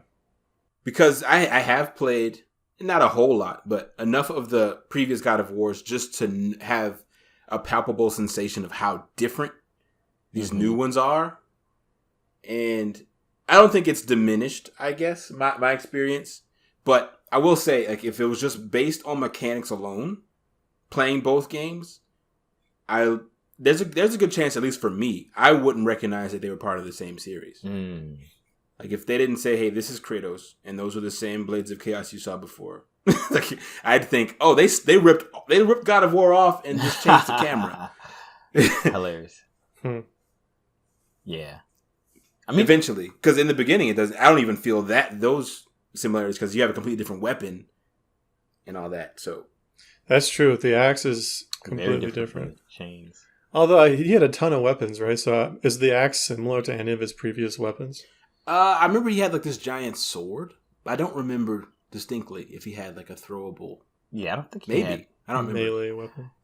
Like, I haven't played a ton of them, but I do know. I've watched reviews and takes and retrospectives on it. So this game is a very large departure. I mean, it's very much Grand Theft Auto 2 to Grand Theft Auto 3. Like, if you set those two games together, you know that they came, like, oh yeah, I see that these are the same games, but like, this is a completely different game, it's, I don't know, is there any other series that's, other than Doom and God of War, that's taken a real, I don't even want to say a right turn, but like just maybe gone to another level? Or yeah, I'm trying to think. The Resident Evil games, it seems like, have really... Oh yeah, that's a really good example. Yeah, like just based on, I mean, I obviously I haven't played them. This guy. I'm pretty aware of where they started. I've heard all about them. Yeah. I mean, there's no way. It's way too popular of a series to not. And so I've watched some playthroughs of like Village and stuff. Yeah, I haven't played the newer one, so I can't. I could say up to like 5, maybe 6. They felt like not natural progressions, but they felt like, oh, this makes sense. So I don't know. I haven't played the newer ones. Like, it felt like natural evolutions from 1 to 2 to 3 to 4 to 5 to 6, in my opinion. But I don't know about after that, though. So you're saying there's not like a big break where like one game is so different from the previous game?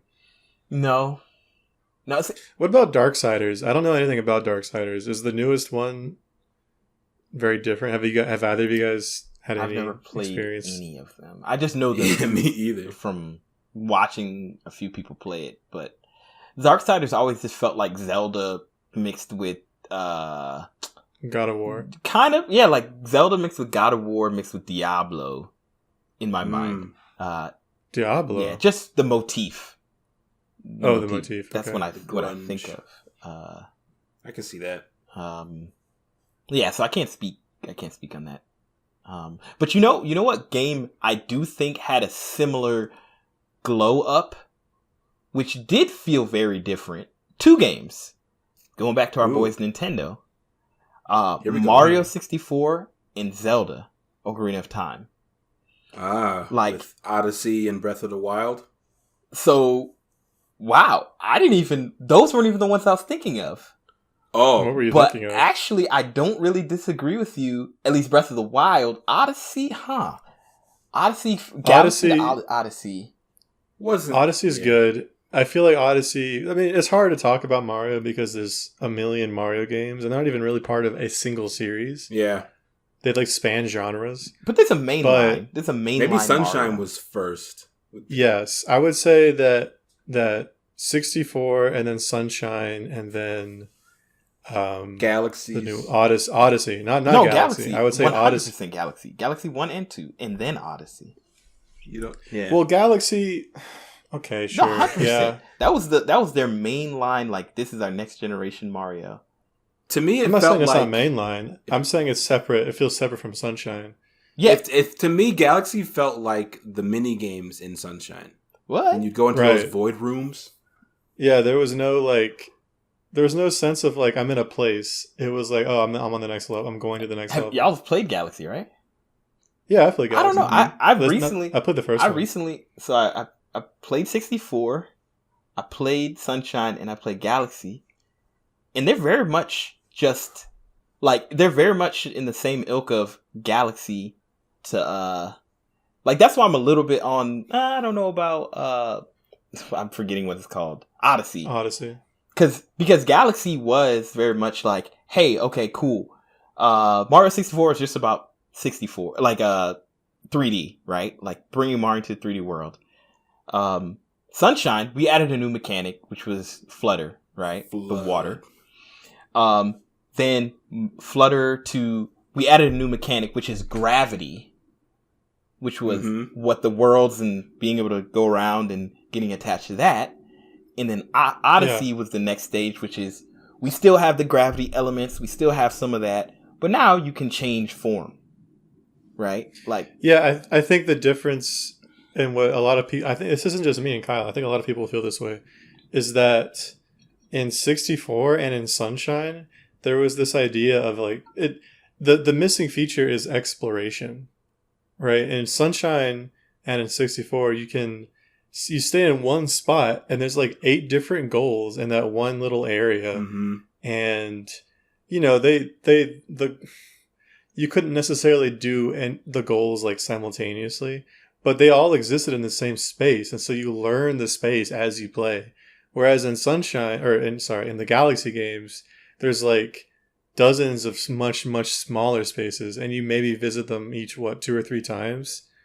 And so it really felt like levels that were separated as opposed to an area that you explore over time. And in Odyssey, that's the piece that's been returned is like there's still like a dozen levels, but now you're in them for like way longer and there's like all sorts of details and things that you can do to explore. It's more seamless. So a lot of people called it the spiritual successor to Sunshine or to 64 because they didn't like Sunshine. Honestly, it's the Sunshine. I get it, but I think for me, it feels exactly the same. It's just a hub world, right? Like all of them have hub worlds. There is no hub world in Galaxy. And there is a hub world, the giant ship that you're on that takes. But the ship is just the collection of levels. It's that's not what like the castle a place was that you can in 64. No, the castle had like you could like go on top of the castle. But you can go all you did was go from room to room in the castle to go to the next. But it was a hub world. I think functionally, like in Sunshine, it was Delfino Plaza was the hub world. All you did was that's what we're saying. It is a hub world. There's like all sorts of stuff to do in Delfino Plaza without going anywhere else. Well, I mean, I get what you're saying in the sense that like Delfino Pazza evolved on the Mario's castle and making the hub world feel more like a thing, right? Galaxy just said, hey, to us the hub world is essentially what it is. We're gonna take some of that away, and we're just gonna get you to what you enjoy the most, which is the gameplay. They don't want you to stay here. Stay. And to me, actually, Odyssey just felt like more like Galaxy than it felt like Sunshine or 64, because to me there was no hub world now. There's definitely no hub world. You just were going to the levels, and the levels were just, you were just there. You just never, like, you in your mind you're saying, oh man, I'm exploring this interesting world. No, you were just getting the stars that unlock the next things that you could do the same. Like, it, if anything, it felt more Galaxy-esque than Sunshine or 64-esque. If you like, think about, like, I don't think so at all. I actually quit playing Galaxy most of the way through because I just felt like it wasn't fun. I mean, you might not like the I wasn't game, learning getting anything out of it. I totally, I can feel that. Like, I wasn't a big fan of Galaxy. Some people think that's the best game that was made. Galaxy 2 at least. Yeah, Galaxy 2. I didn't even play Galaxy 2. I didn't even play Galaxy 2. But to me, I mean, Odyssey, I didn't finish Odyssey, but that's just because it is Odyssey. But to me, it felt like Galaxy to me. I was like, oh, I'm just on a ship and I'm going to other worlds, and I can't really do anything other than what they tell me to do in this world. Like What do you mean? You can do all sorts of stuff. What other than what the world gives you? Like, there's nothing. It's like Galaxy. Like, you're just doing what they tell you to do there. Like, just get the things that they tell you to get, and then you go to the next world. I mean, I think that's they took away the hub world, but that's because every world in Odyssey is a hub world. Or there like aren't levels that you select. You just go and explore and get everything. Your ship is kind of like your hub world, but it comes with you. The ship's a menu selector. It's not even a world. I mean, I kind of get what you're saying. In Galaxy, things were a little bit more linear, similar to the older games, right? When you went into a world, this is a star you're getting, do this thing, right? Odyssey, you had a little bit more of a non-linear approach, right? Here are the things that you need to get them at whatever way you want. So I think structurally, I think the idea that it was an evolution of Mario feels more correct than to say that it's more like 64 or Sunshine. I think it's a very different game than those two.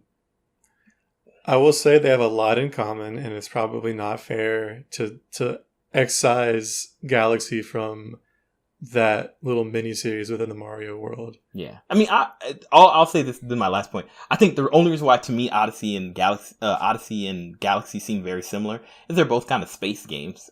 You know, so to me, I'm like, oh yeah, it's like you're going around space and doing things on different planets. You know what I'm saying? Or different realms. That's kind of where they... Yeah, that's one of my favorite things about Odyssey is the distinction between the kingdoms. But I also like, I guess, they took the limitation off that you really feel with the other games. It's like you need 100, 150, whatever it was, the amount of stars you need to get. While in this game it had the moons, and it was just like there's a nearly infinite amount of them out there. And like I guess the exploration came from nearly infinite. Yeah, it's like so I guess to the point earlier is like you go there to do specific things that they tell you to do. I kind of disagree with, because yes, not everything will reward you moons, but so many random things will that it seems more like the world is meant to be explored on a deeper level than it was on these past games. And it's just, I mean, it's limited to what the developers could think to give you a moon for. So we could argue that, yeah, not everything will. It's not Skyrim, so just walking around, you're not getting XP to where you can earn a moon from walking, you know. But aside from that, you pretty much can earn a moon from interacting with everything you see. The game literally has, like, I think 800, 900 moons. It's ridiculous. Yeah, it's interesting because to me it feels like this Odyssey was like they took, for example, let's take Mario 64, the very first level in Mario 64. And you know how like, oh, your first thing to do is go fight the Bob-omb King, right? Like, and you get a star. But instead, they just broke that up into 3 sections. Oh, getting to the bottom of the mountain where the Bob-omb King is, you get a little star if you do this. You get a part of a star if you do this. And then making your way up the mountain, you get a part of a star. And then fighting the Bob-omb King, you get a part of a star. And then you can use that to progress. So it's kind of like they rewarded you more frequently for experiencing the game, which I thought was really cool, right? Like, so yeah, but you don't get stars or parts of stars for doing anything else. Sorry, which is also like Sunshine, and when are you talking about Odyssey or 64? In 64. Yeah. So like Odyssey's like taking to the next step where they're like, we're gonna make everything feel a little bit more dense, right? Because there's more you get, and they reward you for just existing more. Yeah. But it was the same in Sunshine, and when you went and visited the areas, it was linear, like it is in 64. But when you were in the hub world in Delfina Plaza, you could just get stars you get stars doing whatever you wanted. Yeah, there was like maybe 4 or 5. There was a lot. I just recently played it. I'm not gonna say a lot. There was some like. I think there was like 10 stars, 10 shine sprites. But my point. That's as many as you get in any other area. Yeah, so it's kind of like a level in its own way, right? I guess you could say. But my point was just saying that, like, I think Galaxy, what they did was really cool because not Galaxy, sorry. Odyssey was cool by making every moment feel important, not just a mission or, like there's some levels in Mario 64 that literally take you 15 minutes to get, not even 15, like maybe 15 or more just to get to the star before you get a trade-off. And if you die somewhere in between that, you gotta start all the way over. But get pushed out of the painting. Yeah, and then you're like, oh, I gotta go back in there. Let's do this. So it's cool to have that aspect. So the point we were talking. So it's funny, we were talking about this. We were talking about modern reviews. Yeah. And I was gonna. It's funny, y'all went to the Odyssey and Breath of the Wild, but games that like almost reinvented themselves within a series, I would say would be 64 and Ocarina of Time, with that transition from 2D to 3D. Oh, to 3D. Like they were same game, but like very different, So I would say those are 2 more I could think of. It's funny, someone put Sonic on this list, and I'm like, that's a series that has not been able to break into 3D. Nintendo has just done it effortlessly multiple times. Yeah. Not for sake of trying. Adventure, man. I don't know, man. I really... Sonic Adventure 2? 2 I enjoyed too. I like 1 and 2. With Shadow. I don't, like, it's hard because, like, I don't know if a part of it is just they don't get it. A place in time.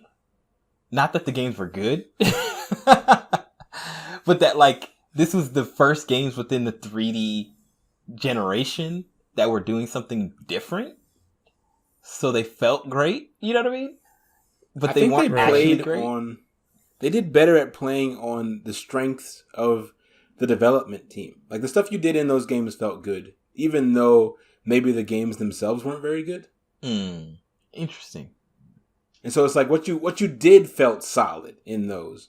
While in Sonic 06 and now in recent Frontiers, everything just feels wrong. And so that's what makes the game terrible, is that nothing feels right. Huh. So at least do one thing right, even if it's not the best 3D game, It feels like it did the opposite of, like, when we were talking about Resident Evil, where, like, Resident Evil felt like it's evolved like new mechanic, new this, new that. Like, Sonic was like, Sonic Adventure 1 and 2, people like that? Let's just keep doing that. But only that. Only that, yeah. Here we are. Yeah. But I don't know, I mean, Sonic to me, did y'all like the original Sonic format, like the 2D versions? I played Sonic Mania when it came out, and I beat the whole thing, but I didn't love it. I've never really been able to get into 2D Sonic, to be honest. I see the appeal, but it's just never appealed to me. Okay. I thought it was just me. Because people always talked about how great Sonic Mania was. And I played it, and I was like, oh, this is Sonic. Yeah, I think if you like Sonic, then Sonic Mania is great. Mm-hmm. Yeah. But I think what that told me is, like you just said, I don't really care for the formula. Mm-hmm. You know, I don't think I replayed any of the levels. I just did not feel the need. Yeah. After the first level, I'm just like, okay, I get it. I'm gonna kind of run fast and then stop, and then run fast again, and then I ran fast in the wrong way. I need to do it again. I think I just never. Maybe it's my fault. Maybe I would have enjoyed it better if I tried to think of the levels as like a map that I'm exploring, so you can like find. I don't know. Everything just seems so random, and I'm like, I want to. I never got into like the flow state. I thought that Sonic had like a flow state where you're like just running. You can just run and react. Yeah. But it felt like you had to have like an understanding of the map to get to that point. Yeah, like you have to do trial and error and like learn things, and I'm like, well, I don't want to do that. Oh, maybe that's not in this game at least. Maybe it was like welling up the same feelings as like the Donkey Kong Country minecart levels, but it's every level in Sonic. I'm feeling that way. But I hate those levels. But imagine, you hate those levels. Yeah, I think that in your mind, that gotta go fast is what you think you should be doing, but it's more like gotta go carefully. Gotta go accurately. Gotta go carefully. Gotta make decisions fast. And it's almost like a game that's designed for like speedrunner types. Like once you get it, then you could probably really experience it. Yeah. But I think what you said, Kyle, about I think the comparison to Donkey Kong Country misses what I'm trying to get at, because I actually like those minecart levels, even though there's some trial and error involved. The point is that you should be able, if you had quick enough reflexes, you should be able to react, stay on, to do it all at once. I don't like that in Sonic. I don't know what to do. And like I have to, it isn't just like, oh, I jumped when I shouldn't have and I ran into an enemy that I didn't see on screen.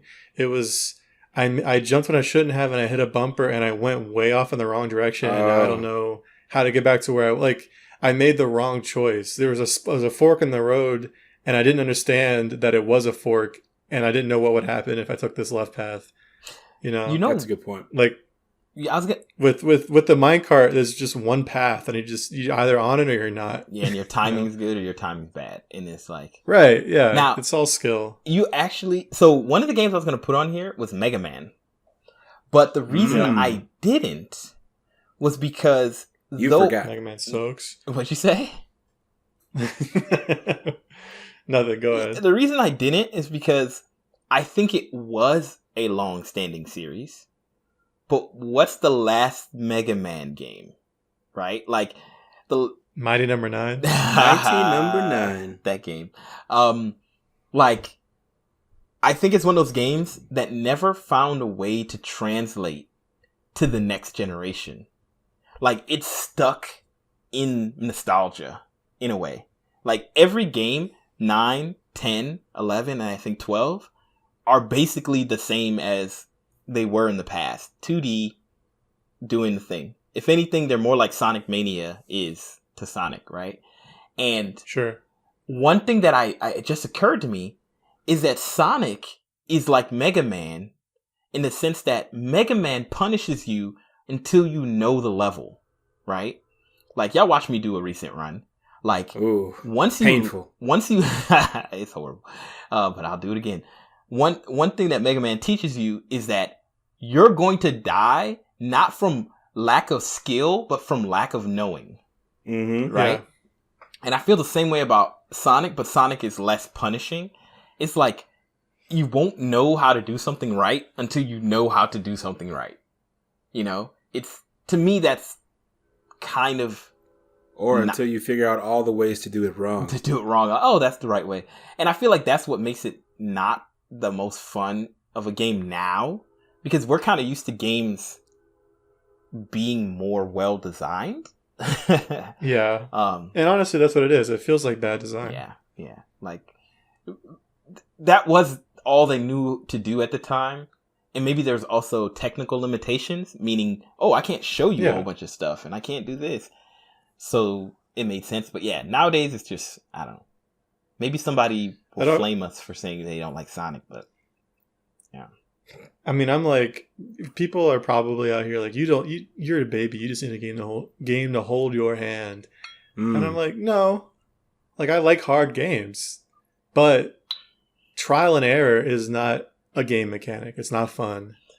You know, having to repeat content over and over because I died isn't fun. You know, like I don't know. Like, it's whatever. It's anyway. like the difference between cheap and difficult. There's definitely a difference. Yeah, it's like jump scares versus horror. Yes, true. That's a good point. It's like somebody coming from the Industrial Revolution and saying, "Oh, you guys have labor laws, huh? Oh, you guys are weak. Like, we don't need labor laws. Lose a few fingers, that's just a part of it. You should have known better not to put your fingers in the machine." Like, bro, no, that's not. Dude, I was watching, again, on YouTube, I was watching clips from Zoolander, and I was watching the scene. Have you guys seen Zoolander? Mm-hmm. Been a couple years, but yeah. I've seen it in pieces. The scene where Will Ferrell's character is conditioning Zoolander, and he's dressed in this really awful, like, little boy, like, German boy costume. And he's like, I'm 5 years old. I want to work, but those nasty child labor laws won't let me. And it shows like a little cartoon of like a kid working in a smelting factory, and like a vat of lava pours down next to him.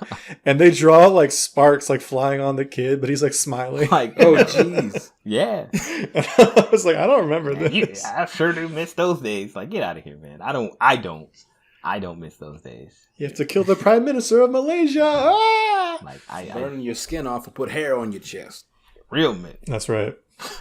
Anyway, Donkey Kong Country was actually something I put on those lists because I'm like, there aren't a lot of games, not recently, but Tropical Freeze, I cannot say that I have beaten it. It definitely is not my favorite game, and it kind of lost my interest. But it feels like such perfect classic Donkey Kong. Yeah, but it doesn't make me want to tear my hair out either. Yeah. That's a good sequel. They pretty much improved on everything they did in Donkey Kong Country Returns. Oh, that's true. I forgot about Returns. Yeah. Yeah. It's a great sequel. It looks good. It looks good. It's sharp and clean movement. It has bonkers music. So much fun. And this one has a funky mode. And it has funky mode because, you know, that actually is for babies who need to hold their hand. It is. So I want to change the conversation briefly because I want to make sure that we don't not talk about this on this episode. Kyle, I think you put on here Just Dance. And and I think it deserves a little bit of a moment in the light. Yeah. Just Dance is, here's my take. Just Dance is an evergreen series for the same reason that Mario Party is. But I think what's unique about Just Dance is that in 2022, they're still releasing versions for the Wii. Yeah. I thought they stopped, but I keep hearing like, no, we're still doing this. Nice. They are strong. They have a strong fan base who will not buy a new console. Which is, I don't know if it's old folks' homes or if it's like, who? Could be. Like you can't buy a Wii, right? Like, not a new one. Do we have any data on like what the sales are like for the Wii? It's like 7. Are they selling physical copies? Are they printing CDs? I don't think they make them as people buy them. They get to go to the Just Dance pop-up shop, and they got a little like vinyl or you have to call like they won't start developing it until somebody calls them and says, "Hey, can you make another version for the Wii?" And they're like, "We weren't going to do it, Susan, but because you asked, we're on it." Just for you. A single child tugs on the CEO's coattail, and he's like, "Little Timmy, you drive a hard bargain. You'll have your game by Christmas." But I think that's like, I don't disagree with you, Steve, on the sense that it's kind of like Mario Party in that you know what you're getting when you get into it, but it's more like Madden or like a FIFA. Oh yeah, that's probably better. It's more like the closer. update of the roster than it is the changing of the core gameplay. 100%. Football is football. So have any of us played Just Dance? I have witnessed it being played. You've witnessed I've it. played Just Dance like many times. Do you know enough to know like if anything changes other than the songs between iterations? I played Just Dance the original because that was. I'd imagine the dance moves change. Well, the dances are per song, aren't they? The choreography is, but I mean, like, dance moves change. Let me tell you something about Just Dance, first of all. Fair. You know how the dance moves change? But honestly, and this is all you have to do is stand still with the controller in your hand, the Wiimote, and just flick it really hard. Waggle game strong. And you will get a perfect on levels, most levels. Does the timing matter? The timing matters. Oh yeah. Timing definitely matters. They're just checking to see if you have a heartbeat. Yeah, like well, of course, they don't have any sensors. They have gyroscopes like internally, but like that's so limited, right? Like no, I'm sorry. Yeah, I'm saying all they have is the one yeah. Wiimote in your hand. They have no way to know what the rest of you's doing. I know. Does Just Dance even support Motion Plus yet? I think the newer versions did. I don't. Surely. Yeah, I'm pretty confident about that. I mean, I've definitely played 1 and 2, maybe 3. Like, I mean, fundamentally, as far as your question, Steve, yeah, the biggest difference between the games, at the time at least, because I haven't played them a long time, was from iteration 1 to 2, was it a little bit better, right? Like, the UI is a little bit better. Like, there's some, overall tweaks. But yeah, it's a new game. New music. Like, music that's more of the time of the time, right? Like modern, more modern music. So, because there's no way. I mean, maybe the newer versions it's just downloading music packs. I don't know. Were they the ones who made the dance mode on the Star Wars Connect game? Do you remember that when they made the writing solo? I'm Han Solo. I'm Han Solo. I think that was Dance Central. Oh, that was somebody else. That was Dance Central, which, from what I understand, they're still making games as well. For the not for the Connect. I don't know what they're making it for, but I saw that I don't know if it was the one of the like showcases recently in the last 2 years. I saw Dance Central, and I said, "What is that even running on?" So, yeah, I don't know. I'm not sure about Dance Central. Wait, is Dance... Now you got me really questioning. Does Dance...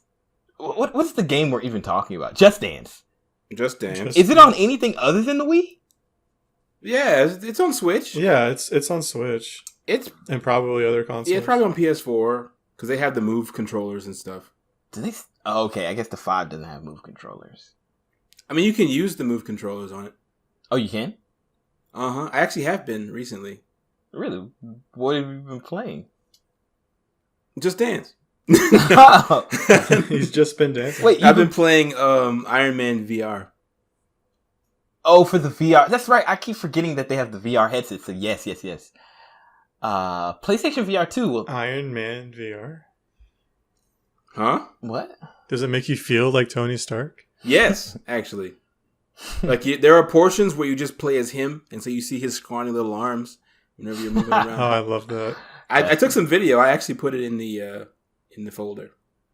I didn't. Really? I didn't watch any of the video. I haven't looked in a while. I didn't think. I just converted all of it blind. I'll warn you that some of it is a little bit disorienting because it is VR. So you're seeing my perspective. Okay. Well, yeah. So no, but the PSVR 2 has the more like the haptic touch, like the more modern VR headsets. So it doesn't use the what's it called? The sticks, right? I guess so. I don't have that one. I mean, the VR 2 isn't out yet. I don't think. Yeah. So nobody knows. Nobody knows. Hopefully, I mean, I would imagine conversation knows something crazy with. Yeah, I feel like Just Dance games. Like I put Dance Dance Revolution on there once I saw Just Dance, because I know Dance Dance Revolution hasn't. Well, I don't know. I don't think they've made an iteration for console in a long time, but PC players only, baby. Like arcades, Dance Dance Revolution is there, and I remember playing Dance Dance Revolution for the PlayStation 2 and using the pad. Man, talk about getting sweaty, stomping on your hardwood floor, and like it was so much fun.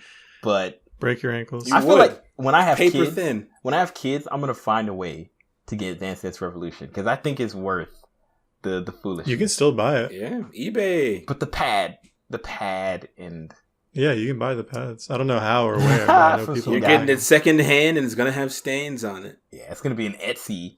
Like somebody on Etsy will make it for you. Like, oh, I made Make a a pad new for you. one. And If it comes to that, you should just make And your then- own It's gonna be pads, made out man. of solid wood. no, it's just gonna be a pad, but it's just gonna have a PlayStation 5 controller in the center of it.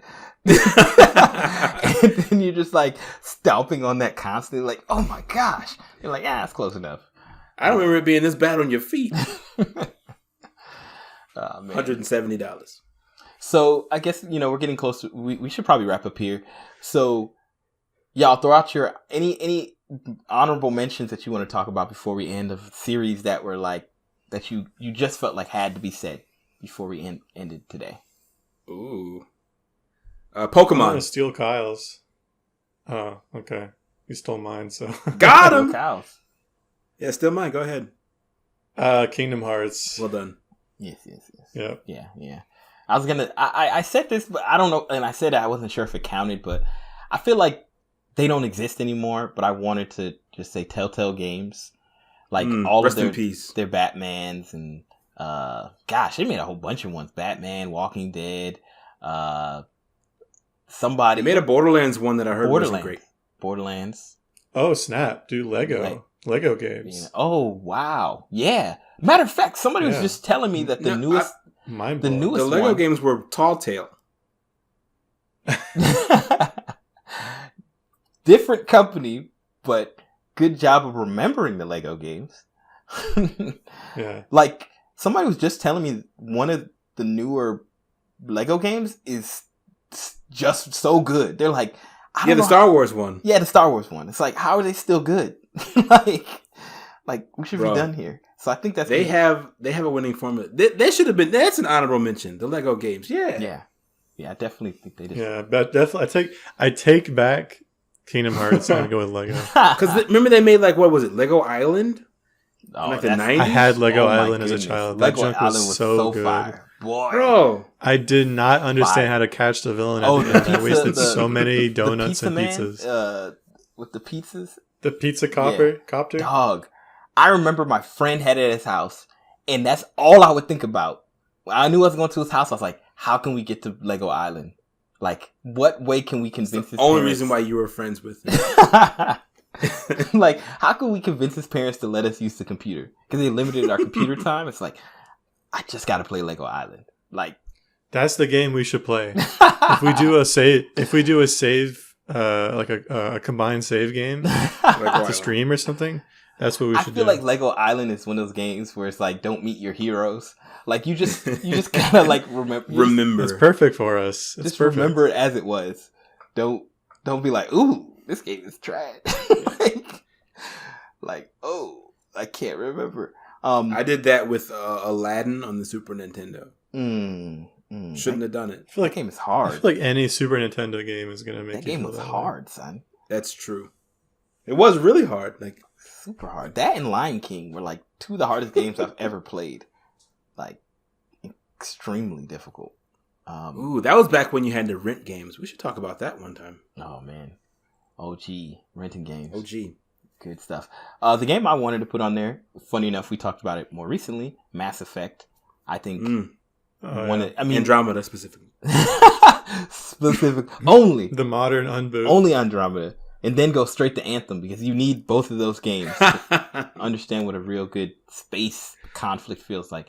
But really, Mass Effect only made 3 games, but I feel like they spanned for such a long time. And even though they said we're never gonna make it, they said like, oh, we're done with making them. I never felt that was true. I was like, nah, you're making more. Andromeda came, fail, and now they're making. They a new should one. have stuck to their guns. Well, they're making a new one. So, and this one looks more like a, back to what it used to be, what it So they should have been. learned. Yeah. It seems like they have a budget. Important. Because Mass Effect needs a big budget. You gotta have like 5,000 voice actors. Right. Or one guy who could do like 5,000 voices. Oh, let's call Justin Roiland. He's really good at making lots of voices. He's Rick and Morty. Mm. He has two Oh voices. my It's gosh! Rick If and I hear Morty. that man, He would just be swapping back and forth. like it's like he's literally just the same. It's Yeah, his I saw a voice compilation. and then Rick. Yeah, exactly. I saw a compilation of all the like characters that Justin Roiland has done, and every single one of them was Morty, Yeah, except for 100%. Rick. they're only Morty. It's kind of like Lin-Manuel. Like Lin-Manuel, if you ever hear him on anything, it's Lin-Manuel. Like it's just Yes. like you can't. You can't. Well, it depends on if he is reading his own material or not, because I feel like everything he writes has the same like rhythm. Yes. That kind of hip. I want to hear him put on a voice. Who, Lin? Yeah. It's not possible. That man can't do it. It's not possible. Can you make your voice deeper? No. Yeah, I can do it. Okay, make it higher. I can do it. Like Lin, that's just you. Or you know another person who can't really do another voice. It's the dude. I think he has like a very deep voice, and he always is like a big dude in shows. Patrick Warburton. Yeah, like is He it? plays Joe? That guy? Joe from Family Guy? Yes. Kronk? he was Kronk. Mm-hmm. Yeah, Joe from Family Guy. Yeah, him. Yeah, Like, that's Patrick Yeah, Warburton. Yeah. that's Patrick Yeah, Warburton. him. He's just like, oh, that's him. But I know it's him, but he doesn't take me out of the moment. But like, No. Morty, His voice is so Morty good. I love it. destroys me. Like, if I hear Morty on something, I'm like, I can't. Like, Speaking of the Blacklist, James Spader has one of those voices. You're just like, oh, it's him. Like, I think we were like halfway through the third or fourth episode. We've been watching recently, me and my wife, and she's like, oh, she was like, look, she always is just looking up stuff when we watch things, and she's like, oh, he played Ultron. I was like, yes, Yes. I told you this like, already. he's just that guy. He's great. Yes, that succulent voice as he rips your arm off. And I know I'm 100% sure we've talked about this before, but I want to give a shout out to my boy Mark Hamill, because Mark Hamill to me is one of the Mark. best voice actors. Yes. Like, He actually has voices. like he has voices. He's so It's like true. when it just to this day, like it's hard for me to realize that Mark Hamill was Joker. Like I'm like, that was Mark Hamill. Like it Bro, the still doesn't beast. make sense to me. He's also the new Skeletor. Man, Hey! shout out to Mark Hamill. You can only hear it sometimes, but he does it. Shout out to Mark. You know Hamill. who also unfortunately can't change their voice? Chris Pratt. Chris Pratt wasn't built for this. He wasn't built for this. Yeah, no one needed Nobody- that. I do not understand why they went for the all cat like the Mario, the all star cast from Mario. That doesn't Why make did any they sense. didn't? Chris Pratt didn't ask for this. He was just like, look, I'm funny. People like me. Just let me be Chris Pratt. Like, just leave me alone. It's like, I mean, Jack Black was a great pick. yes, Keegan. I think so. I think he was pretty good. Yeah, Keegan. Keegan, I feel like is a waste, at least for the trailer, because they pitch shifted him so They hard. He did. actually sounds like Toad. I'm like, what's the point? Who I'm surprised is not in there somewhere, and maybe they are, is Maya Rudolph. I feel like she's in so many different random shows, like animated shows. She has a very Give it distinct time. voice, but like, She does. but she can range it a little bit. But I like her as a voice actor in most things that she's in. So I'm surprised. She and like Keegan and like certain people, when I'm like, oh, like where's Maya Rudolph? Like she should be in here somewhere. Mhm. She's part of the club. Yeah, you know. So cool. Well, we literally just went off topic super hard toward the end here, but Yeah, good way to wrap it up. As you do. you know, we covered a whole bunch of series. Like, good luck trying to remember what we talked about, but hey, it was a blast. There's so many good games. I feel like I'm really happy Lego came up in the end, because that deserved to be on this list. For sure. Yeah, we should have talked about it. I mean, earlier. it's weird because like the gaming industry is growing so much, has grown so much over the years, and there's these games like Splatoon or Fortnite or whatever who haven't made their way into the long-standing like game list. But I'm very interested in like 5 years, like will they be the next Mario, the next whatever, Grand Theft Auto, Arms. Did you say Arms? Oh my. No. Not That game was a mistake. Arms. Man, and somebody was like, yeah, this game gonna be fire. We're gonna have sequels. Man, this gonna make my career. It was supposed to be like a system seller, and it just... Oh, that reminds me. You brought up 1-2 Switch earlier. That should have been with the Switch. Yeah, that should have been a package. 100%. I'm still mad because I haven't played the game because of it. I'm not paying $60 for that. Absolutely. I'm not gonna do it. And you know Nintendo's... It's not $60, is it? Is it $30? It was 60 when I looked at it, but that was 60. like when the Switch finally came Bruh, out. I thought it was... Okay, maybe that's why I don't have Nintendo it. does not drop prices for games. It's true. Like, I'm not talking about dropping prices. I thought it oh, was... no. be It a was a full game price from the jump. No. Yeah, that's dumb. Oh. $9.99. Should have been for free. we need Steam to have a conversation with Nintendo and say, look, it's time for a sale. Like, It's time. 95% off. You know. So anyway, games are great. We love them. I know you do too. So keep playing them. We'll keep playing them forever. But you know, thank you so much for listening. Of course, I got to thank the brothers themselves. Thank you, Kyle, for Always a pleasure, lending sir. your voice, your distinct voice. Yes. And thank you as well, sir. Oh, sorry.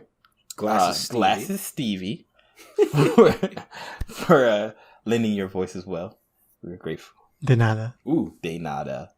Indeed. He's behind me. He's everywhere. And you know, thank y'all for letting me be here on the show. I'm always excited Yes. to be part Thank of you, Sir Brad Stone. Yeah, we're gonna let you this one time. Okay. I'm grateful. I'll take what I can Don't get. press your luck. And of course, thank you to our Super Agile Nation, to our brothers and sisters out there in the world. Hey-o. Happy New Year. Happy holidays. I hope your beginning of the year has been great, and we are so happy to have you here. We're going to the next stage of the show, and man, if we keep this up, we'll be at 2 years of making this show come this summer. So we're just gonna keep doing what we do. It's just a blast. We like talking. Seems like a good stopping point. You know? Yeah, we're done. We're finished. We didn't make it. But really, thank you so much for listening. As always, you can find us everywhere. If you don't know where to find us, just search us on Google, Super Agile Bros, Spotify, YouTube, Google Podcasts, Stitcher, SoundCloud. We're everywhere. Of course, Apple Podcasts and I already said Spotify. So please just listen to us everywhere. Share with your friends, family, and those who might like this type of content. We really appreciate y'all. Y'all make this possible. Well, no, we make it possible. No, I'm kidding. Y'all really make this a joy to do, and we're gonna continue doing this as long as time allows. So thank y'all. Shout out to the Patreons. Shout out to the Patreon supporters out there using them eBucks.